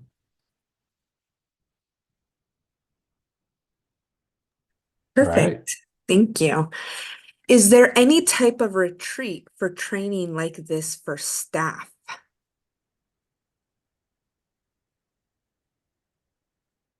Well, so the nature of the work that I do is like that. I typically do, I will do some training, but I do, these are all my overseas trainings. I do a lot of stuff overseas. I do a lot of different types of things. I will do trainings. Sometimes I do have staff for like a week, 10 days. Those are long trainings, no doubt. It doesn't take a week or 10 days, but it's helpful to have it that long. You can do more local things. That would be like an all-day retreat or maybe even a 2-day retreat. Absolutely. But typically, you've got plenty of folks like myself who do these types of trainings. And so, yeah, I would say look for folks who do resilience training. Look for organizations like the Headington Institute. Look for organizations like the Conterra Group, Kon, first word, Terra, Terra, or look for my organization, the Amity Institute. We do these as well. And so just know that, there are folks who do this. It's based out of typically principles of psychological resilience, which is why I named those three, is because the original research was done by a bunch of psychologists who all then went out and started their own organization. One was Headington, one was Conterra, one is mine, but we were all part of the same original research, so we're applying those principles. There are other groups that do it as well, so don't feel like you got to be beholden to those three. But you'll get a lot of different approaches to it. Yeah. And those are all the questions in the chats. Okay. Yeah, that's it. Okay. Will do. So I will leave it up to our facilitators. Do we want to bookend it? Do you want me to sort of say a couple things and sort of wrap things up in terms of the work that you're doing with the actual folks, which would take probably five minutes? Yeah, Doc, can you do that for those that are hanging on? Because there's still 100 people, so it's clear they're Sure. connecting with what you're doing, and that would be wonderful. Thank you. Okay, great, great. So I want to be as helpful as possible. So I'm gonna, so pull a lot of content together and just be very straightforward with it. We typically think of when it comes to you working with the clients, right? We typically think trauma produces a fight, flight, freeze response, right? And if it were that easy, it'd be easier, okay? But it's not that easy. Actual trauma responses from complex trauma, there's other manifestations of it. And I want to just maybe speak to these just so that you can recognize it and maybe have maybe a little bit more in your repertoire in order to respond when you see these dynamics a bit. So obviously, if somebody is coming at you very aggressively, that's a fight response, right? And of course, you can be taken aback by that. But there's other responses. Attach, cry for help, please and appease, collapse, submit. Okay. And so let me just tell you a little bit about what each of these can look like. When somebody has an attached cry for help, sort of a reaction to a complex trauma history, what that means is early on in their childhood, they didn't have protection from the adults or from the older people. And so obviously they endured trauma to some degree that was repeated. And as a result of that, it is almost like they come with panic. Your interactions with them feel like everything is a panic with them. And it's not, I need you to help me, it's, I need you to save me. And when you're dealing with that sort of a dynamic, here's the challenge with that. In their original trauma, it would be dangerous for them to actually escalate in their behavior because the adults or whoever the perpetrators are actually quite dangerous people. And so as a result, they deal with the worst situations. They have to endure things sort of under wraps. And so as an adult, they're left with questions. Why did this happen to me? Why did the worst stuff happen? Why did these things happen and nobody intervened? These are the things that are actually behind the panic. Okay. And so when they engage with you, it's going to take on a certain tone. It's going to feel like no matter how much time you give them, they can take more. They're going to be calling you, texting you, emailing you in between meetings. It's going to be incessant. What you're going to feel is you're going to feel annoyed. Okay? There's going to be interpersonal difficulties because they pull so hard from everybody around them. Because it's not about can you help me, it's can you save me. It really has that sort of panic feel. And they may actually present a bit more childlike sometimes because there's a lot of regression that can happen in the way that they relate. But they idealize the case manager, they idealize the care provider in ways that are probably not so healthy. And so just notice when you've got somebody who always feels like maybe it's a panic situation and it feels like, you can never get enough, they can never get enough of you. And when you try to get them out the door so you can see your next person, they're hanging on and trying to tell you more and more stuff. And you find that you are frustrated and angry with them, or you feel like you always have to rescue them. That's this style. That is this style. Okay. And so when you've got that style, understand that setting boundaries is very important and following through on those boundaries. You're not going to, I'll say it this way, it takes consistency in order to help somebody move through this. They've got to sort of learn that, hey, your appointment is your appointment. It's the hour. You might not be able to tell me everything in this hour, but we will eventually get to it all. And when they're trying to hang on for dear life as you try to move them out the door, you can't give them 2 hours. Okay, when you have this person, you've got to stick to the boundaries. Everybody learns boundaries if you're consistent with them.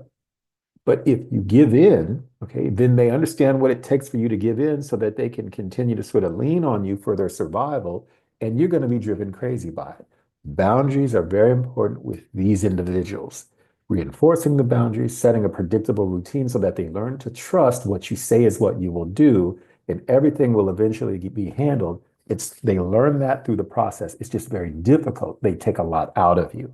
And you gotta have to know when you've got this person, this is the frame. Try not to get overly frustrated, but understand the frustration as it's telling you they're coming from a cry for help. This is complex trauma that is very severe, and they feel like you are their rescuer, but you can't rescue somebody from what happened in the past, right? But that's very important to keep in mind. You've got another style that's a little bit more complex called collapse submit. And I think probably many of you deal with this and you may not even realize it. Collapse submit. This is when people actually shut down in the face of their trauma history, but they don't shut down where they become comatose. They shut down enough so that they disconnect, but they're still connected enough to comply with the person in front of them. This is when you've got the abuser, okay, who you can't disconnect completely because that'll make the abuse worse, but you've got to comply. You can have adults who are grown adults, and when their uncle who abused them shows up, their uncle will still abuse them as an adult because they disconnect and they just become compliant. There's a reason for that stuff, okay? And the reason is most of us go into fight flight in a threat, but when fight flight doesn't work and you're dealing with an abuser, you will go into a flag situation, which means everything starts to shut down. Meaning, if you cannot run from it, if you cannot fight it off, your body now moves into a space where if you just have to endure it, you're going to disconnect so you don't experience the intensity of it. It's almost a merciful way to die if you're going to be killed horrifically. So when you see the animals, the lions who are eating the animals on the TV shows, they go into a dissociation. The animals don't really feel that stuff. They go into this state. But a person who goes into this state, you become very compliant because you've still got to respond to the commands of the abuser, but you can't completely check out because that'll make your abuse worse if they see that you're checked out. This thing will play. Once you have that in the repertoire, it'll play with the case manager. It'll play with anybody in authority that you deal with. So that when they come in and they sit down with you and you tell them, okay, here's what we need to do, their compliance is going to be there, but their body's going to go into a shutdown mode, which means they'll never follow through on it. You're going to never get initiative out of them. And it's going to feel like they don't want the help. It's going to look like what we call treatment sort of resistant depression. They won't get in gear. And they're not doing it to actually tick you off. They're doing it because everything in their body shuts down because was their survival mechanism. So in order to work with this sort of thing, understand that you've got to get activation going. They become very compliant, but they never follow through with anything because they're in a shutdown mode. So activation means when you're actually in a conversation with them, maybe they have a squeeze toy. And their job is while you're having this conversation about here's what they might need to do in order to navigate things, they're squeezing the toy. What is that doing? It's getting activation so that the body now goes into active mode as opposed to shutdown mode. And that is how you slowly but steadily sort of get them activated as opposed to shutting down. Always remember, trauma is held in the body. And so if you can get the body recalibrated a bit, you can now move them into activation, but it takes time. Typically, in my experiences, people who have this, they don't move out of shutdown into assertive activation. They move out of shutdown into aggressive, then to assertive activation, meaning now they go the opposite. Like they get a little activation and now they become a terror and they become very angry. Don't let that throw you. That's sort of the first stop on the way to something constructive because it looks crazy. It really does. I worked with women who were in very abusive relationships and I'm working with them for years. I'm like, okay, most people think just walk out the door, but they've got histories. And so when they finally get up the strength to do something assertive like walk out the door, they don't walk out the door. They instead try to grab their partner by the throat and choke them out. And then the police get involved. And I kid you not, 9 times out of 10, that's how it happens. But that's when I know, okay, they're no longer in shutdown mode. How do we move this into assertive? Walk out the door. Just know that it goes aggressive typically, but that's a stop along the way, right? So just understand you can be on the receiving end of that aggression sometimes. They're not going to attack you personally, but they can get verbally aggressive. That is a good sign when the starting point is shut down. And then lastly, please and appease. This is the hardest one, I think, because some people have been conditioned through their trauma histories to their survival depends on watching the other person, predicting, okay, what are they thinking? How are they feeling? How do I sort of respond and do something in a way that keeps them cool? This is when you've got domestic violence.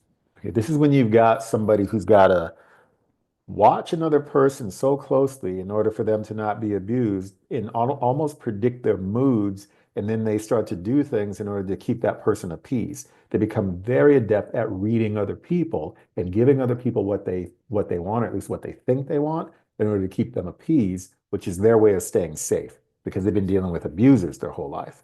And when you've got this person, it's tricky because everything that you say that they need to do, they're going to do because they're a people pleaser, right? And so you say, okay, maybe we need to do this. Absolutely, let's do that. And they'll follow through on it. They'll do it. So they're not like the people who shut down and they give you, yes, I'll do it, but they never follow through. These people follow through and they do it. And here's the tricky part with it. You think that you're doing a great job because they're getting things done, they're moving forward, what have you. But here's the issue. Their trauma is not being addressed at all. Why? Because they've lost themselves. They're not responding to what they want. They're responding to what they think you want. And they will do your plan for them. But what needs to happen is they've got to get in touch with, well, what is it that I actually want? Now, not all people who fall into the people pleaser category has lost touch with themselves. Some people can still stay in touch with themselves, but still be very aware of how to navigate other people, right? That's the strength of it. But if you lose touch with what I want, then they're just basically doing everything that they think you want them to do. They're not actually going to get better. Okay, and so what that requires of you is to always be able to, this is the trust and the collaboration piece of the tenets of trauma-informed case management. Always come back to them. Okay, here's the plan. Here's what we said.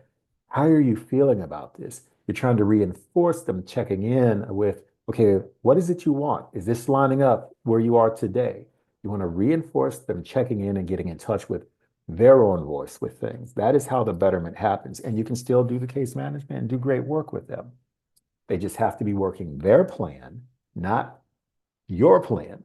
And so it's very tricky because if you don't keep that lens and you got a people pleaser, you're going to think you're doing excellent work only because they're following through with everything, but you're actually not touching the issue at all, which is they've lost touch with themselves. Okay, so those are just three ways that it's a much more sophisticated trauma reaction other than fight, flight, freeze that shows up in the folks who you're working with. And you can sort of miss it because a people pleaser, you think you're wonderful and everything is going well. Somebody who has got the collapse submit, you're frustrated because, well, they feel like they don't want to do anything. They say they're going to do it, but they never follow through.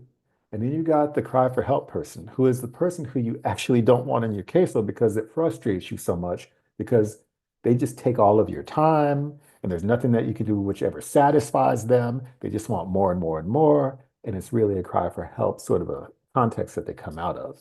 And there's ways to work with each. Okay, there's ways to work with each. You just have to recognize what that starting point is and then develop that repertoire, which, I gave you some ways of holding that. But it'd be great to be able to unpack that and say, hey, here's some real skills and here's how we apply that in these particular situations. You don't have to be a therapist, but I think intuitively, you have some names and faces that come to mind as I describe some of these things. And I think intuitively you will figure out, okay, when we move this way instead, here's why that works well. And you will see how that can fit with some of the people who you work with. And I look forward to being able to sort of flush that out, with you maybe, in the future. So yeah, I think I took more than 5 minutes, but I'm glad you hung with me on that. Like I said, I could talk a long time on this stuff.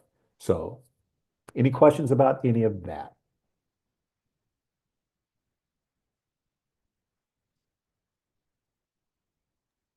Okay, I don't see any questions. All There are right. no questions in the chat. All right, will do. So I'm assuming then it's understandable. I'm assuming that it's not confusing. At least I'll make that assumption. And I definitely say, hey, I threw so much in here. Go back and watch the recording a couple times. Just know that you'll absorb some of it. But I know that when you actually sit down with folks who might have some of these, things will actually become very salient.